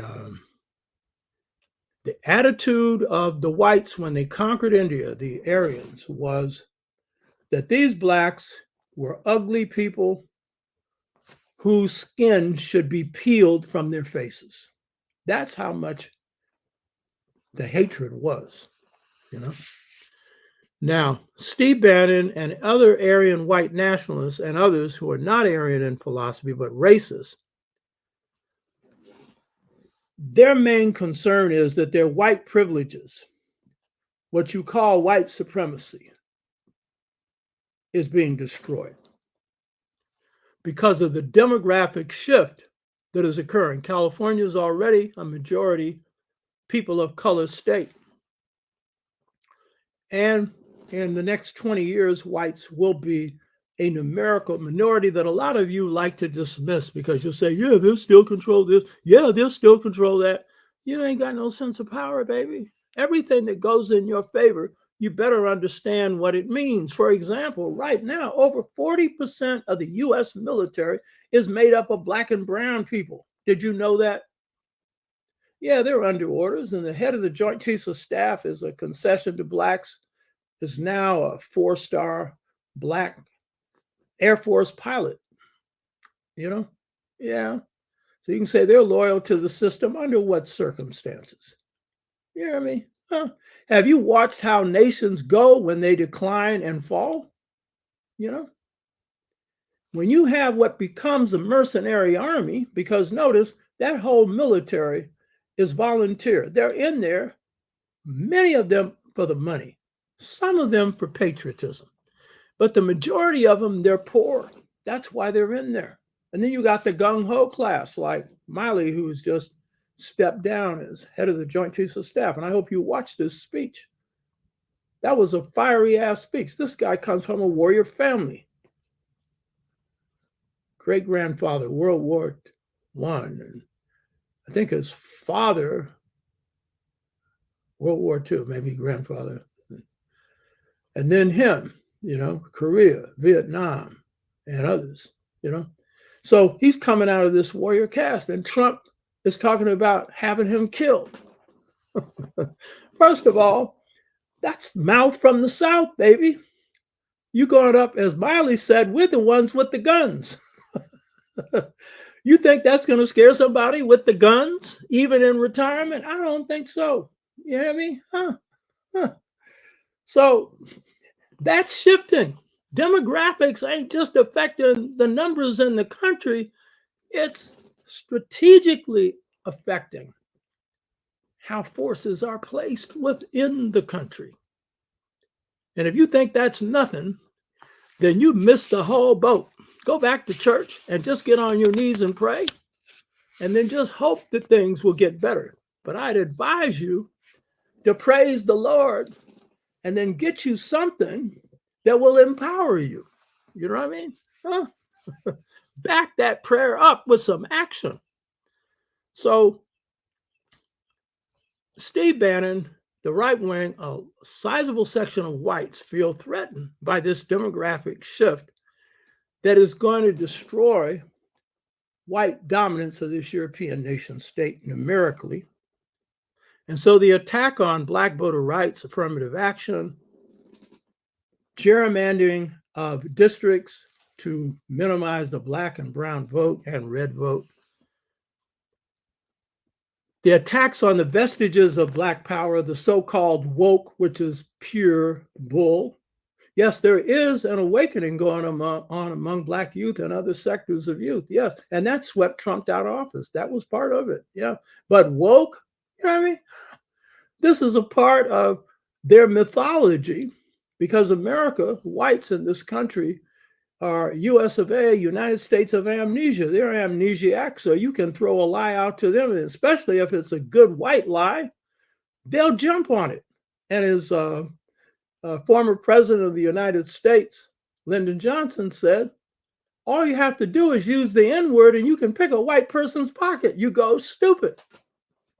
I remember going through the South in 1990, and my book, The Art of Leadership, had come out. So I traveled all over the South by car for 2 weeks. And I went into a church, which is Greater Amani Church. Reverend Bill Atkins, now Dr. Bill Atkins, was in charge of it. They had about 800 members. They had just moved into a brand new church because blacks had begun to dominate that neighborhood. So whites who had just built this brand new church abandoned it. And now Reverend Atkins, Dr. Atkins, has 5,000 members. And at that time was working with no pay and did all kinds of things in the black community. So white people go crazy when they see us coming. Good for you. You hear me? Go crazy. Good strategy is based on sanity. You hear me? So all of these moves are designed to hold back the tide of black, brown, red, and yellow power that is coming up. And this is what you miss, a third of whites, because a third of whites have always defected from the white agenda. You don't know that. Some of you do. Most of you don't. You hear me? That's how power works in this country. A third of whites voted to throw Trump out. So these are dynamics that are shifting. So the issue of anti-immigration in the US and the anti-globalist initiative, because Bannon, Trump, and those forces, there's certain forms of globalization they're opposed to, and particularly global structures, like the European Union, opposed to that. Trump had a real frontal assault on NATO, which, by the way, he was right on, but he doesn't know why. He doesn't know why NATO really is a waste of money and a waste of time and a waste of blood, because it was created on a false premise that the Russians were a threat to the security of the world and of Europe when they had saved Europe from the Germans. The whole structure of NATO has made no sense. And it has been their way for the American military to occupy Europe, to maintain control over Europe, not to protect it against any threat. Russia's a low-level power. It's no threat to the U.S. Yeah, they got nuclear weapons, but anyone that has them is checking anyone invading their country. But other than that, so you got a big military. And you've got a huge land mass and a lot of wealth, and you are basically an exporter of raw materials. This country should be a third-tier world power, and it's not, for a lot of reasons I won't go into. But the point is, their anti-globalism is about certain institutions, and mainly Trump, Bannon, and others, they're nationalists, meaning they're border state nationalists. And that's why opposition to immigration is especially important to them. One, it will destroy their numerical dominance, but two, they see the nation state as the instrument. And this is part of what Aryanism is about. You could call it neo-Aryanism, because back in ancient times, you didn't have global institutions, but you had nations.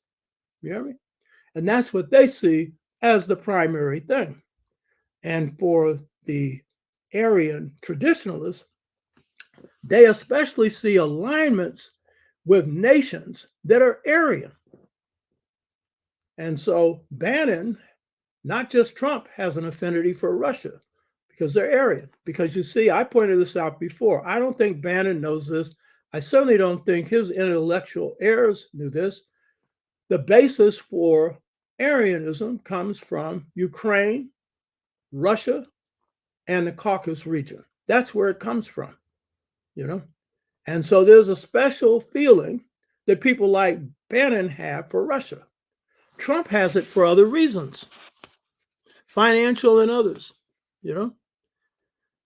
And Bannon and his people would like to see a different kind of Iran, not one under radical clerics.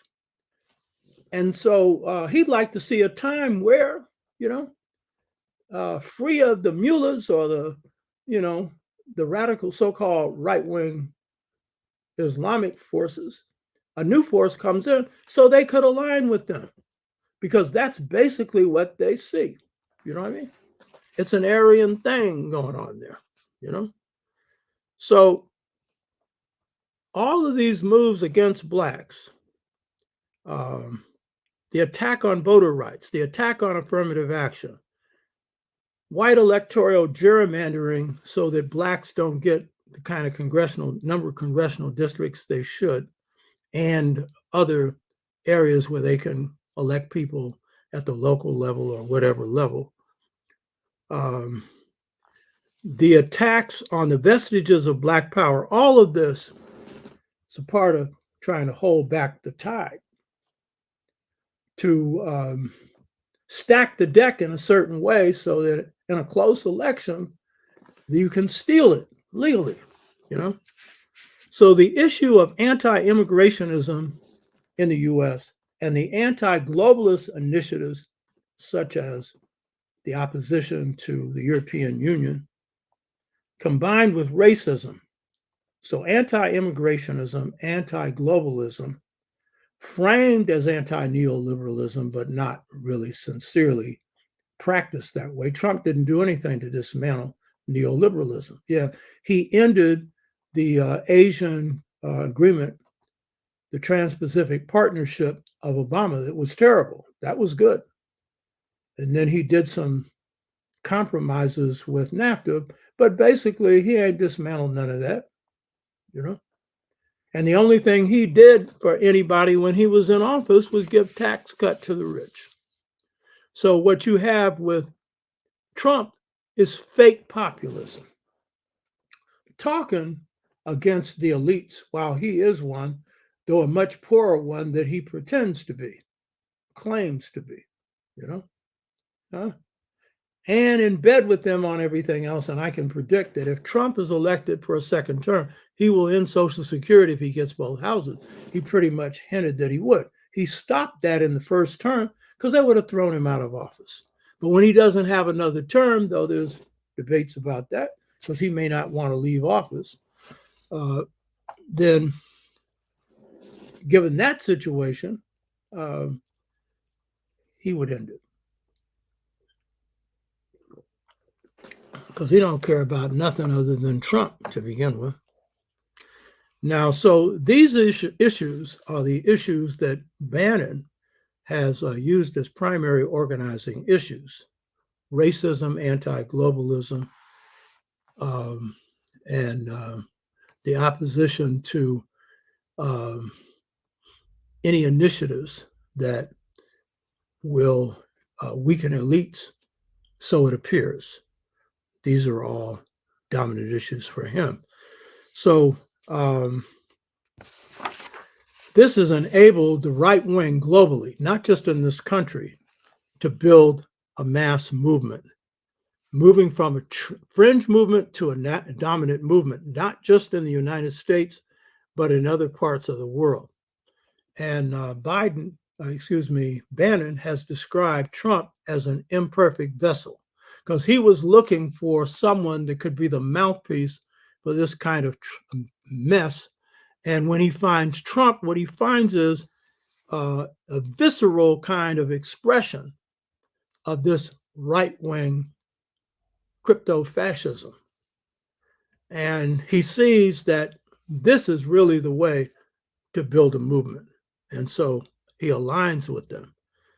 And Trump is constantly talking about how the inner areas of the United States where factories existed that have been shut down, with the factories being sent overseas, that this is something that he's going to change. And he did nothing to change it. Biden at least has something in his infrastructure act to do that, but it's going to take a lot more. And in fact, it's going to be very hard to do because you've transferred the base of your economy outside your economy. And now that economy, China's, is dwarfing yours on almost every level because America has been putting all its time into war and very little else. So the issue of anti-immigrationism is not a national issue. It's an international one that unites the European right and large sectors of the European population as well as the American population. And we've seen Biden just give in on the borders talking about he's going to build more border walls, which is stupid and should be fought against. So Steve Bannon is a master propagandist. This is his specialty. He's a strategist, but he's also very good with high-tech propaganda. And so prior to hooking up with Trump, he was head of Breitbart News, an alt-right group. And when that leader died, he became head of it. And he began pushing, linking up the nationalism inside the United States with European right-wing nationalism. And so the people who were funding him, Rebecca Mercer and Robert Mercer, husband and wife team, who were billionaires. I mentioned them last week. They played a major role in the Heritage Foundation in picking Trump's cabinet in the first campaign. They were one of the few billionaires that backed him when he ran for president the first time, thinking he'd lose. They only did it because they were committed to his principles. And they had enough money that they could waste on it. So what happens is the Mercers, who control Breitbart, they decide to finance a major move in Europe. They put $20 million into a data mining and behavioral science conglomerate. This is a conglomerate used to study voters, to study the thinking of different groups, using not only data, but using psychological kinds of methods. They put $20 million into that, and they create a US subsidiary that becomes Cambridge Analytica. Bannon is playing the leading role in this. And he links up with the UK right wing and with other right wing groups in Europe. I don't have time to go into them, but the major one he links up with in Britain is Nigel Farage. And he uses Cambridge Analytica to aid Nigel Farage in his move for Brexit, to move out of the European Union.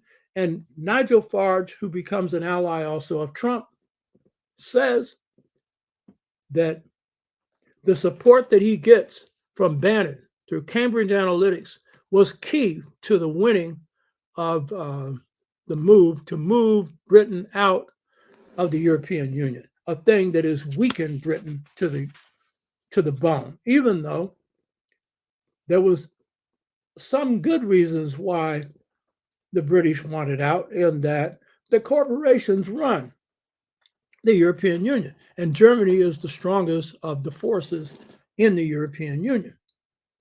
But the fact of the matter is, what was the driving force for the movement out of the European Union was the immigration coming into Britain from Eastern Europe and from other areas. So the anti-immigrant theme, which is key in terms of building the right wing in this country, was key to building that same force in Europe. And Merkel, who was in charge of Germany, had to step down eventually because of her favorable reception of immigrants into her country. Turkish, Islamic, well, they're Islamic, but Arabs and others who are coming into the country. She got pushed to the wall and pushed out because of that. So Bannon would form, as Trump would as well, alliances with other Aryan right-wing forces in Brazil, in Russia, and trying to do it in Iran. I call this the Aryan axis. So, in the case of Cambridge Analytica, in 2018, this data collection, psychological, behavioral institute is used to suppress the Black vote in 2018. One way is to raise up Hillary Clinton's past charge of males being super predators. And other ways was to discourage Blacks from voting,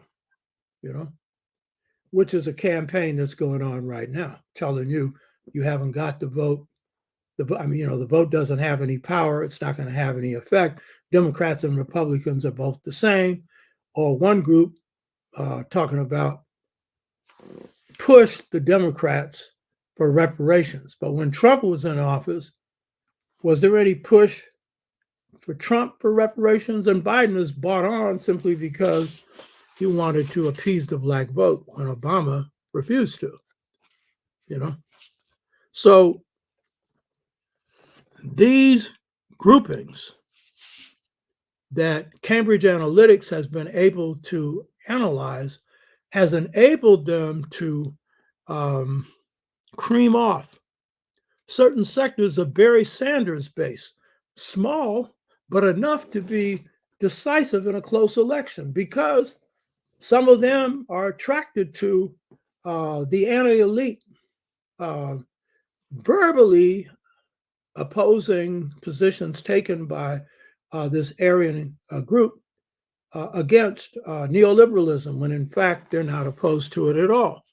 And then they've been able to take a part of Obama's base as well, who are also disaffected by what trade agreements and other things have done to them, and basically are racist, so they could be appealed to.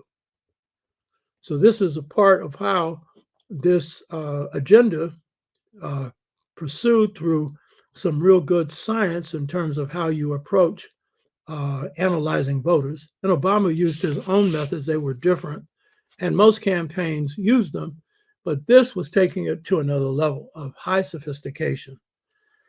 So Black and people of color voter suppression laws have been around for a while, and most prominently in 19 states. Over 34 laws have been passed favoring Black voter suppression and people of color voter suppression, and suppressing the votes of younger whites who tend to vote Democratic. Dozens of these laws have been passed in 2023, this year, in case you think we're just talking about the past. And these laws have attacked Black people and color and people of color voting by mail. Now, the Republicans have realized that it was a mistake for Trump to go against that, because that hurt them in the last election. And we know that under some of these new suppression laws, voter suppression laws, unless Blacks come to the line, because they're going to be on the line for a long time, because part of these suppression laws involve in Black and brown and red communities cutting down voting sites, cutting down mailing centers where you can mail in your votes. And so they passed laws where you can't even give somebody who's on the line water or food. The Blacks have come, away with that, one, by bringing enough, and then two, by having food across the street. And then they've had suppression on voting on Sunday, because that's when Black people vote a lot. So all of these have been aimed, like the first post-Reconstruction, where they could just wipe your vote out. Here they can't. Reduce it, minimize it, so that in a close election they can steal it. So this has all been a part of stuff that Bannon has played a very important part in supporting. He's not the sole initiator of it. The Heritage Foundation in 1921 and 1922 spent $24 million to restrict the Black, brown, and red vote in states that have high populations in those demographic groups, in Arizona, Florida, Georgia, Michigan, Nevada, and Texas. So their stuff isn't just to prepare Trump when he gets into the White House, if he gets in, if he's not in jail already, but it is also at the local level and at the statewide level that they're trying to fix things. Steve Bannon and other right-wing forces haven't just tried to restrict the vote. They have tried to control the system of election administration. This is real key. Now, there's some groups that have organized against it, but this is a strong move orchestrated in part by Bannon and by other right-wing forces, because if you can control the electoral administration system, you pick the people who are administering elections, they can fake the outcomes. They can even change the count. So Bannon and other right-wing forces have called for right-wingers to take control of election boards. See, Bannon's an organizer. He's not just a strategist. And so he's been looking very carefully at, since he's been out of power, because he was removed the Trump administration after a year, but still worked for him on the sidelines in many different ways. Bannon's understood that real power is at the local level. And so a lot of the initiatives he's supporting is local empowerment over election processes in the Republican Party. And so today, Bannon has a podcast called The War Room. New York Times just had a little article on it, the front page, a couple of days ago.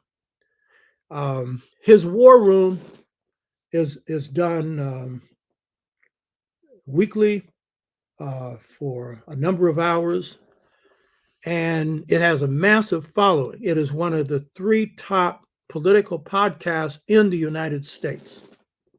And that in part is because the rules of Facebook and these other things are more favorable to this right-wing propaganda, but it's also because of his skill and his prominence and his organizing ability. And so he's using his podcast as a major vehicle that sometimes is countering the right-wing news media, such as Fox. When some candidates who are running for office can't get on Fox, they get on Bannon's podcast. So he's using this podcast to encourage and push right-wing candidates to run for office. And he's bringing those candidates on his show and is pushing them for a local, state, and the national level. He also wants to crush the mainstream of the Republican Party and replace it with mega Republicans. And he played a major role in the removal of the current Speaker of the House. He played a major role in supporting those who are, making that movement, particularly the leader of it. He had him in regularly. They were exchanging ideas on strategy, and then had a number of those that voted McCartney out of office on his show right after. They came right down to his show to announce what they had achieved. And so he's orchestrating stuff on that level. The most important move that Bannon is making right now is pushing the ideas of a guy named Dan Schultz. And Dan Schultz has written a book on precinct organizing. Now, this is something, the movement I led, it's the only movement in the country that organized blacks block by block. And I've tried to get every group I've been in to do it, but they're either too lazy or for whatever reason don't have the will to do it. And until you organize on this level, now for him, it's precinct organizing, so you can control the voting apparatus at the local level. But the stuff that I put together with a brother named Will Essery, whose birthday we're celebrating tomorrow, I had him lay this out, was block organizing. It went well beyond precincts. It was organizing neighborhoods. You hear me? 45,000. You hear me? The only place in the country that did it. Had the Panthers done it, they would have survived state repression. Because when you have an ocean, when you're organizing in an ocean, they can only catch so many of the fish in the ocean. Knock them off, there's many more to come up. And that's basically the method that the Vietnamese defeated the United States on. You understand? And until we get to that point, we're not really seriously organizing. Ella Baker favored group-centered leadership. She never pushed SNCC to move because she favored this. She favored what's called the cell structure, because in the Communist Party, that's what they used. We didn't see it as a cell structure, but we saw it as a block organizing structure from the bottom up, where the people make decisions, even though, because I took over the poverty program, it was at a time where the grassroots could control the poverty program. Then I put millions of dollars into the Fillmore. And since I don't take money, I put Will Ussery in charge of this. And he's a draftsman. So he thinks sequentially. And in laying out the structure, that's what you need. I actually have his plan. He doesn't have it. I got it. Huh. And if you're into serious organizing, that's what you do. You don't do this piecemeal stuff. You don't do just thinking that you've got a group and that's it. Some little group. FBI can fold your butts up in 5 minutes. CIA, 5 minutes. You understand? So this is a process that we need to use much more than just an electoral project. And I see Don Freeman, Lawrence Freelo, Dan Freeman. He's in Indonesia. Right on, brother. You need to contact Pam by text. We need your help in activating the funding site that you set up so that money can come in. It's not coming in because there's something that we haven't done to fix it. You need to get into the computer and fix it, brother. Help me out on that. It's one of my former students here that's helped me out a lot on different things. So Bannon is pushing this precinct strategy, and Trump got wind of it and said, right on. Of course, he didn't think of it. That's why I'm saying Bannon is doing more to orchestrate Trump's strategy than Trump is. And Trump is quite happy to have it. So according to Dan Schultz, looking at the Republican Party, there are 400,000 GOP precinct committees. Half of them are unfilled. And so he's going to fill that other half. And so that's what Bannon's thing is, a lot more, but that's what his ground thing. So as I wrap this up, I want to make some points. I'm analyzing this to show you their strengths and their weaknesses. And as we do our organizing, we have to counter it. But it's beyond electoral politics. It's what we do to revitalize our communities. And this grassroots organizing is crucial. It's hard work. And unless you're prepared to do it, because when we did it in the 60s, I had a budget. You can do it without a budget. It's ground up. It's even harder. But the fact is, if it's ground up, then it means it's not dependent on any outside funding, and it's coming from the people. Black Lives Matter needs to transition so that they're not only organizing against the police when on a sporadic basis when Black people get angry, and I know they're doing other things, but they develop an economic plan. And they develop a plan for organizing the community on a mass-based level. So that mass base is important. Why? Because your power is based on your people. You ask, what does power look like? It's when Black people organize and when they fight and when they're in control of that organization. But when it's on a mass basis, that's the basis for true democracy, where people can express themselves and lay out what they want to revitalize families. We only 29% of our families are two-parent households. The twin lineal model is the model for revitalizing Black families and Black communities, and it counteracts not only the right wing and their patriarchal racist stuff, but the overall system that is set up to do us in, because that's an equal empowerment system for males and females. It needs to be worked on. You hear me? So that at the local level, we have males and females interacting on different layers and levels so that they can use that to empower themselves on different levels, to build up businesses together, to build up all kinds of community programs on the local level. And that will help Black men and women come together to form partnerships, permanent ones, rather than these fly-by-night ones that exist now, because no cent to pay the rent, no finance, no romance, you put it in a weak position. So the reason that a Bannon is doing what he's doing and Trump is doing what they're doing, they got defeated. We defeated them. And they're coming back. But we tied them up in knots in court and in various ways. And at the local level, you've got a lot of local Black folks who are doing voter work and stuff, and especially in the South, but around the country. And sisters are playing a prominent role in that.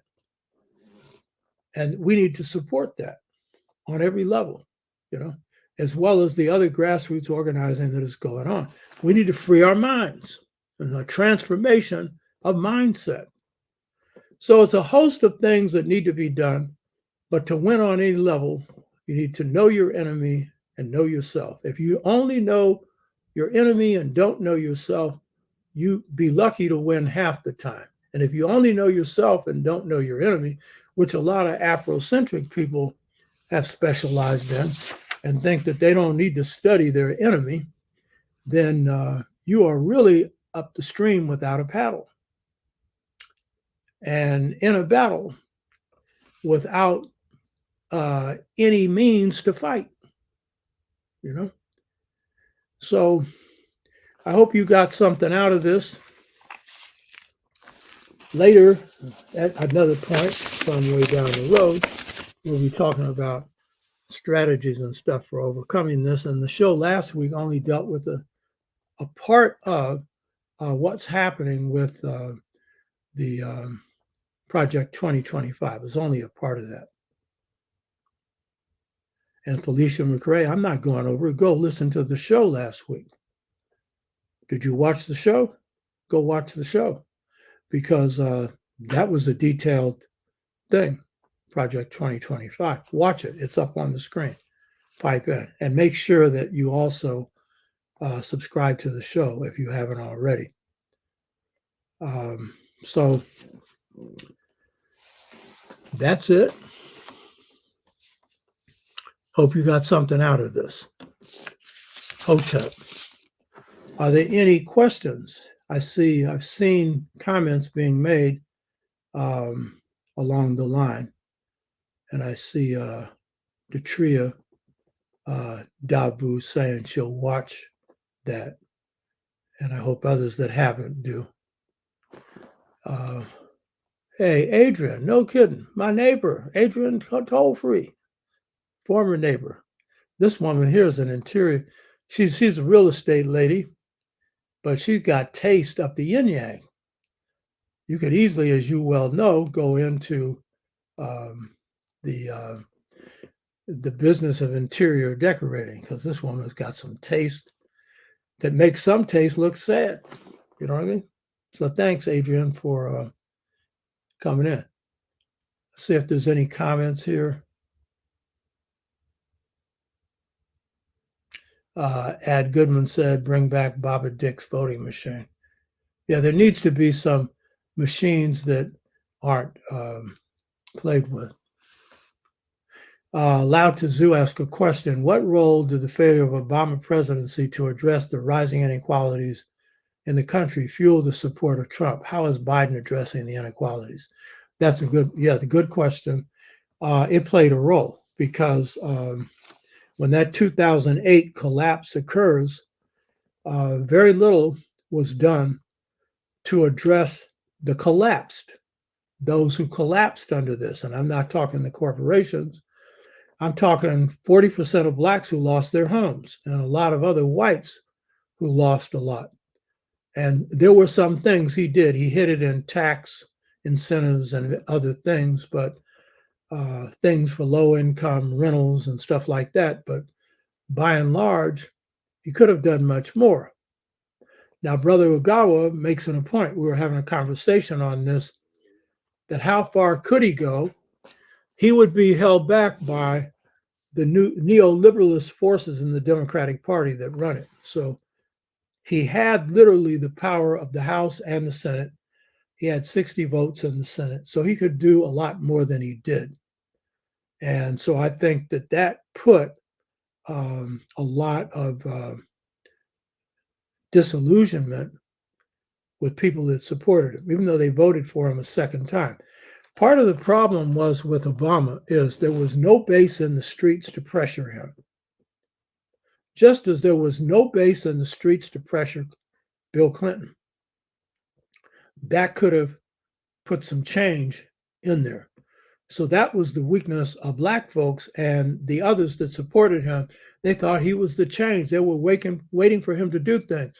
And then some who were paralyzed by the so-called white supremacy narrative was saying, if we do anything, it's going to prevent him from doing anything. They'll kill him, blah, blah. Oh, please. If they did kill him, do the best you can. And if you die for a good cause. But the fact of the matter is that ain't how Obama viewed it, you know? And at the end of his presidency, he said his biggest mistake was that he didn't go big. He didn't have it in him to do big because he was a moderate Democrat. That's how he got the support of the corporate elite. So when he had the opportunity, he didn't have the will to do it. And it's too bad because he could have done better.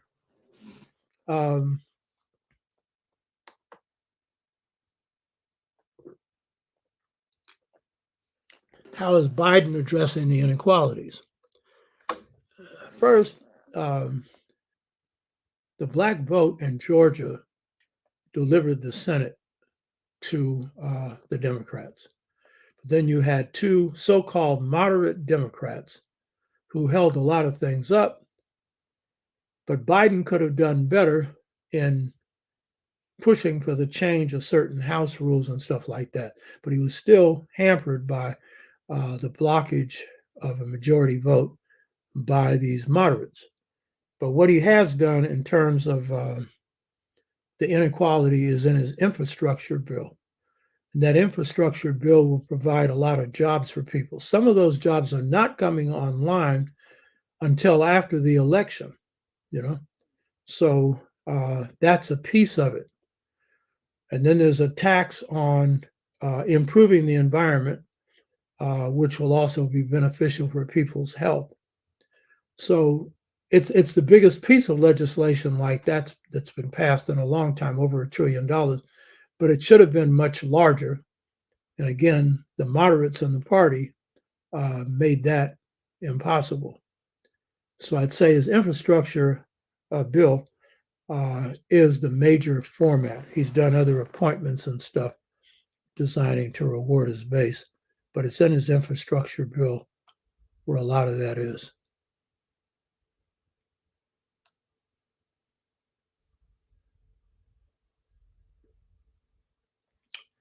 Ty 313. Cambridge bought a lot of American cell phone information from Facebook and other companies.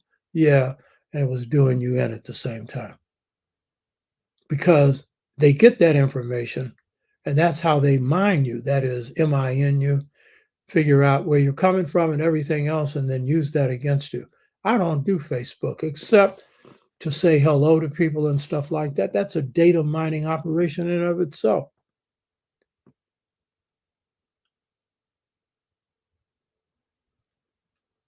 So he was a part of selling of the American information back then. Now, that's not the main point. It's not the selling of it. It was the mining of it. That is, knowing what people's tastes are, knowing what their interests are. And then you can come up with organizational strategies to turn them around, neutralize them, get them to run around saying, what's the point of voting? Or as some who are probably aligned with them, the immigrants are coming. They're going to take our jobs. They're taking jobs you don't want, you know? We don't want any immigrants coming into this country, by that they mean black. They don't oppose these groups that are saying that. They don't oppose white people coming into this country. Huh? Where does that come from? All that data mining leads to that.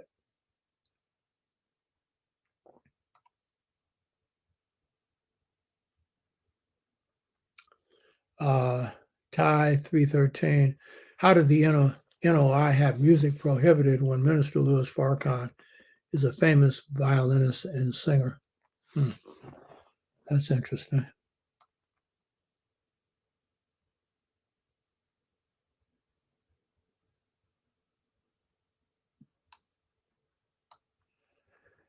Brother M. Jewel, I got to ask, what is faith by comparison to knowing? But that's just me.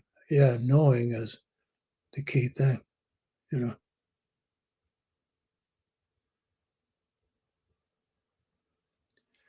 Anthony McPhail, we're going to learn about these people of color. They are not for African people. They will side with Europeans. Not always. Do you know the voting profiles of Mexicans? They have generally voted 70% Democratic because of the Cambridge Analytica and other strategies. They were able to peel off about 3% of that vote.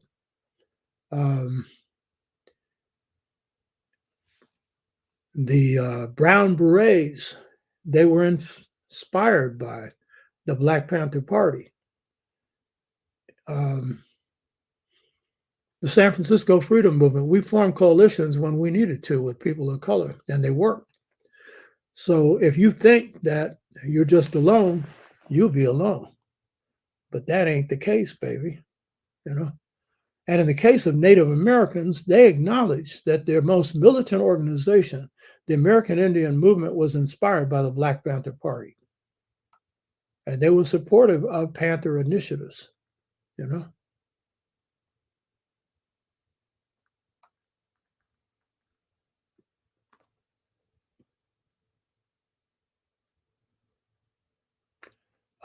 Add one Goodman, this republic wasn't designed to be a democracy, but I guess that's how they keep this electoral system going with unnamed electors. Well, that's correct, you know.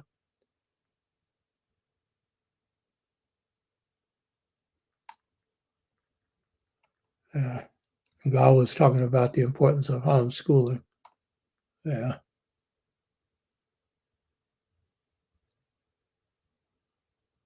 New Ra Allah rap used to be about inspiring the communities to want justice, not selling drugs and demeaning Black women. Yeah, but you still have some conscious rappers, and too many of them have been reduced to the underground.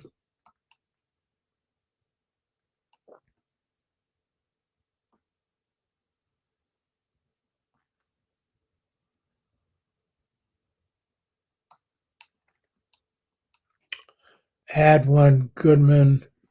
When you're answering questions, I would love your opinion on Thomas Sowell and the Hoover Institute. He's a right winger, and you know, he's pushing a right wing line. And the Hoover Institute, the only difference between them and Heritage is now has a bigger heft or power in terms of setting public policy.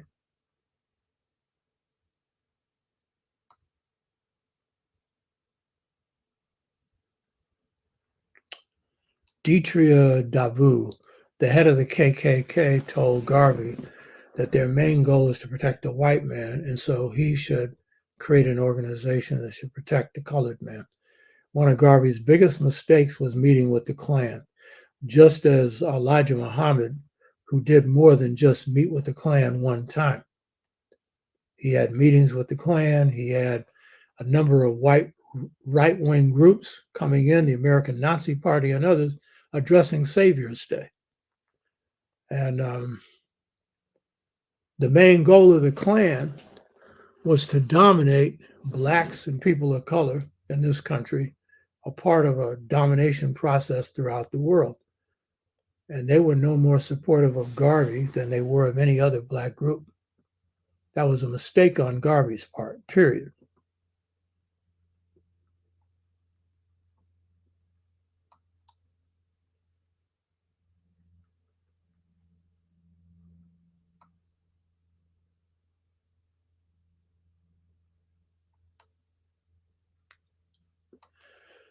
Dennis Boatwright. No, Malcolm was putting down singing as an attack or critique of the Black freedom movement that was singing.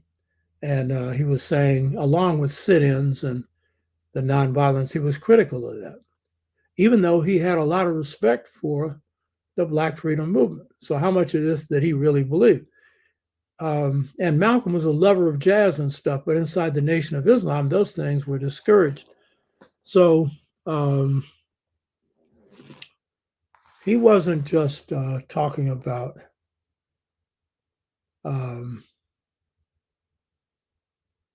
Muhammad Ali winning the championship. He was using that as a metaphor for saying that it's not singing, it's swinging, and in Black people, it's both. That's the key point.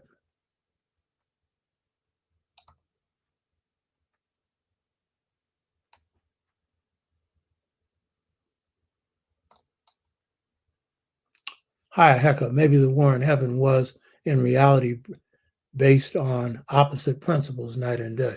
No, it was based on Aryan culture, which is warlike, period. And there ain't no heaven where there's any war. And the caste system that they inherited from the Brahmin would never sanction that. They know there's no higher spirit calling about that. God is the ultimate force. Heaven don't have war, baby. You know what I mean? No. That's Aryanism. And that's why when Black people are dealing with Hinduism or anything else, make sure you have a grounding in your own African culture so you can see it through your own eyes and then discriminate, take out what's good, discard what's negative, you know?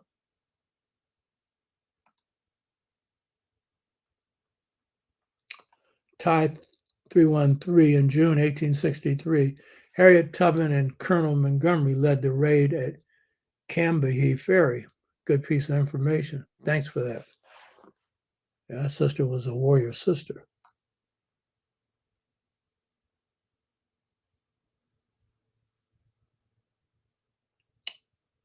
Ty 313, after her death, referring to Harriet Tubman, granted the title general. She led a battalion into battle in the South. I don't think an actual armed battalion. She didn't. But she did provide a lot of strategic information to him. And if she had led one, she would have been a damn good leader.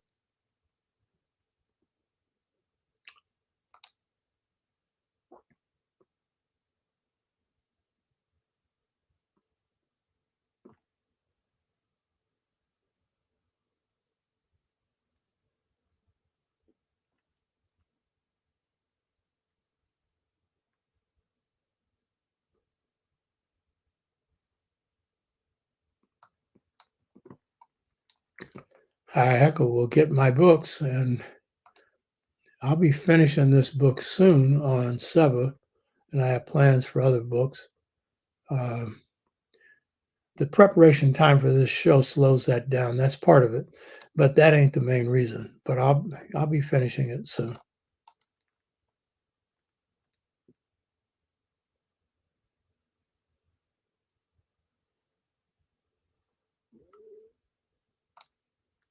Yeah, Brother Ugawa deserves credit. He's been doing some real hard work for this show.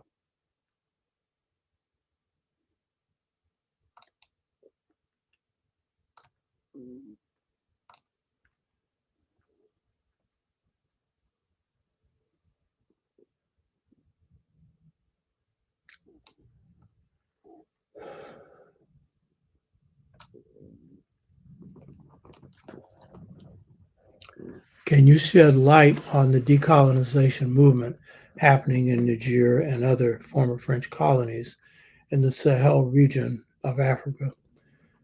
Yeah, they're kicking the French out because the French are really running direct colonialism through the way in which they set up their arrangements with African countries. And so they require that African countries deposit their money in France, and then France invests it, doesn't tell them how, and can only get money back on interest loaned to them if France approves. And for this and other reasons, there's been a move to throw the French out.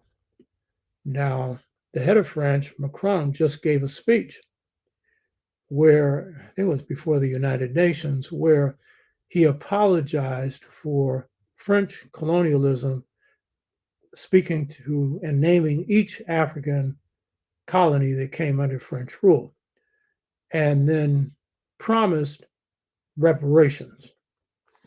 Now, I'll believe that when I see that. Whatever they give is going to be cheese. And the reason he's doing that, he wants to get back into those countries. Mandi Kichingwe, he's able to watch us in Lusaka. Yeah, very good. And I hope you subscribe and encourage other people to do the same thing.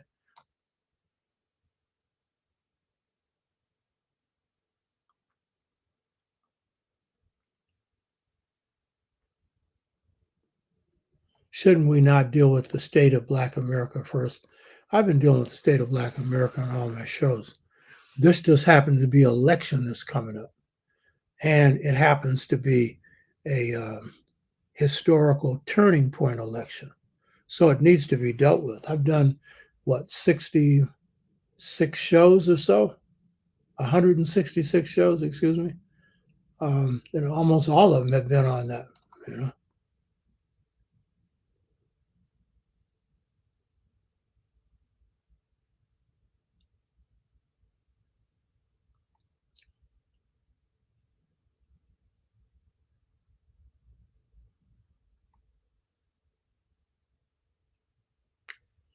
Where do you get this thing of 99% of Black job losses have come under Biden? Where do you get that? Show me the data. I'm no defender of Biden, but Biden came up with some stuff to deal with jobs, and then the economy is growing.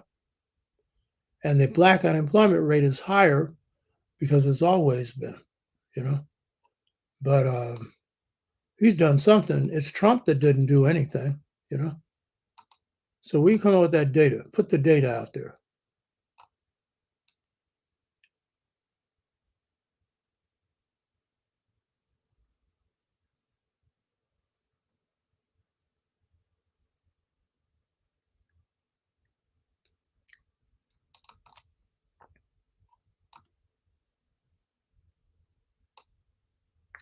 Thanks, Boat Ripe.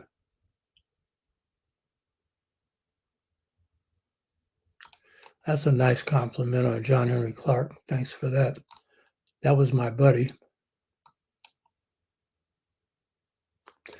Lao Tzu, I saw that earlier. I didn't have time to respond to it. Does a Jamaican radio station, REFM, stream on the internet? I'll find out and we'll post it. If they do, we'll let you know. I'll have Brother Ugawa share that with you.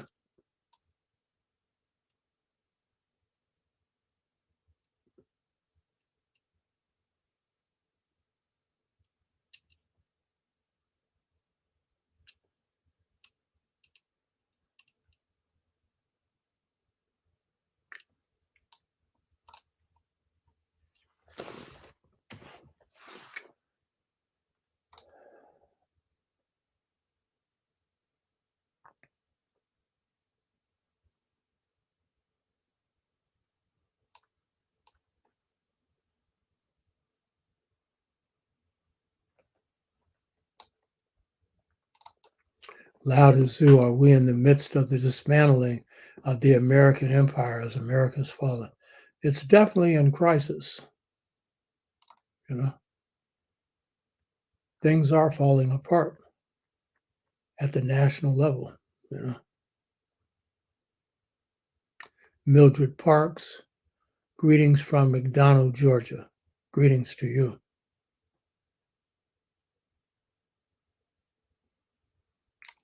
M. Jewell, question, based on Aryanism, is this the reason why it's said that this country is a spinoff of Britain?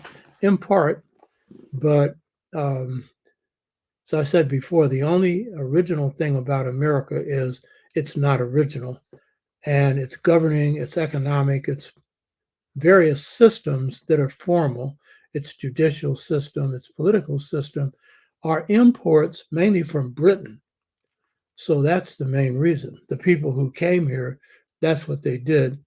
And since the British won out in the battles between the French, the Dutch, and others, and who would be the dominant white group, so it's the institutions coming from the British. So that's the truth of it. And the competing culture in this country is people of color in general, but New African culture has provided the main competition. It's the culture of freedom. It's the culture of popular choice in this country and throughout the world.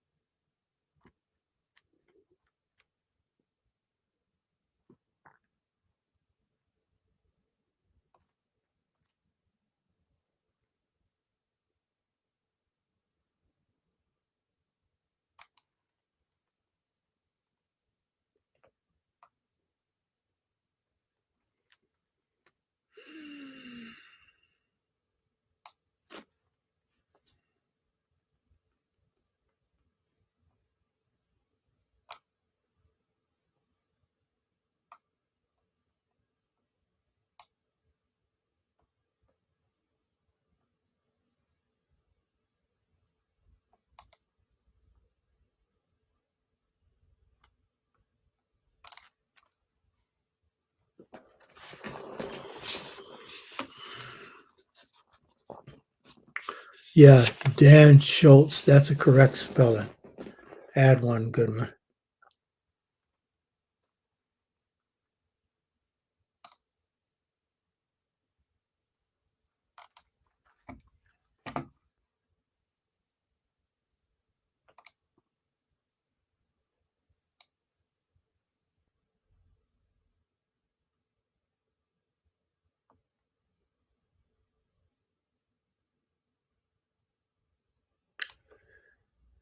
Thanks, Lao Zoo, for your comments there.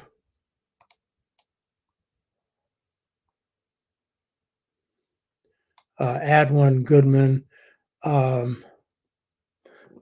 a BLM, no, but I receive regular Facebook stuff, So if they wanted any discussion, I'd be more than willing to enter into some dialogue.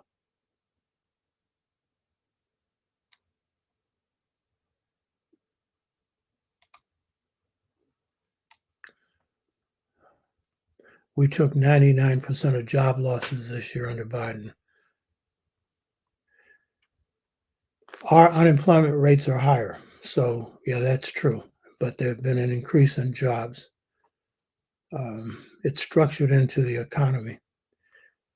So I wouldn't blame that on Biden. He ain't doing the hiring, And I'm not taking him off the thing either. But I think his infrastructure plan is what the government's introducing. That's going to take a while for it to be implemented. That's going to be a fight because we have to see that we control the administration of some of those jobs.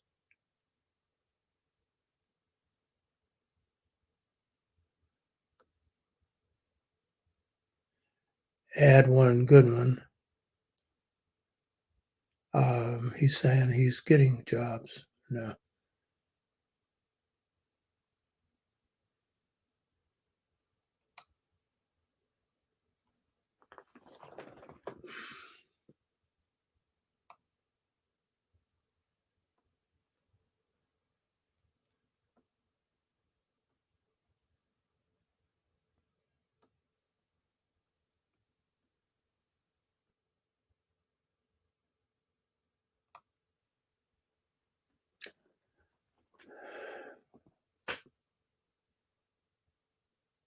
Fred X, did I talk about this Alphonsa Butler chosen over Barbara Lee for California's vacant Senate seat. No, because my show wasn't about that, but that's an important point.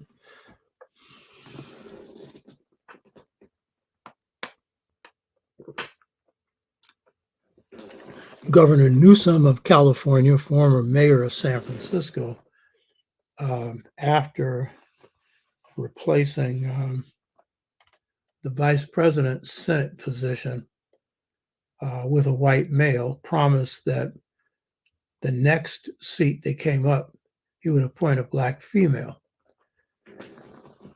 And Barbara Lee is the only black female up to that point running for Senate. And there was a move by the Congressional Black Caucus. There have been a move by many others that she should be appointed. And she should have been. This is a woman that stands on principles, the only one to stand up against the war in Iraq and Afghanistan and proven right afterwards,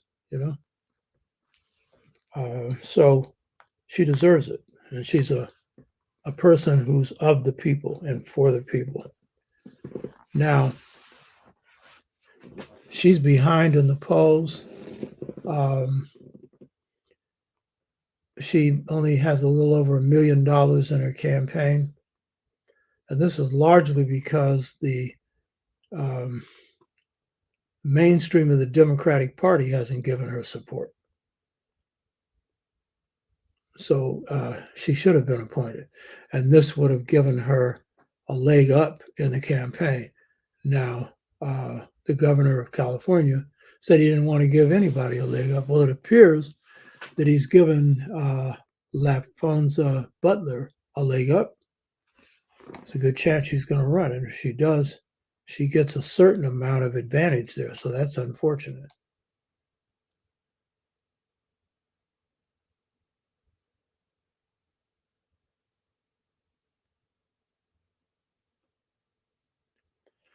Brother Ugawa is talking about a book in the shadow of the American century. People should read it.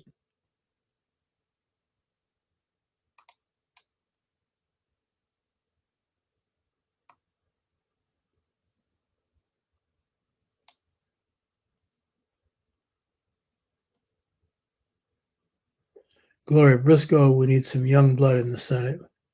We don't need a Dianne Feinstein. Yeah, but if you mean by young, real young, then that might take Barbara Lee out. I wouldn't go too far on the young thing. I think Barbara Lee would have been the best candidate of anybody. And she still could win, but it's going to be very hard.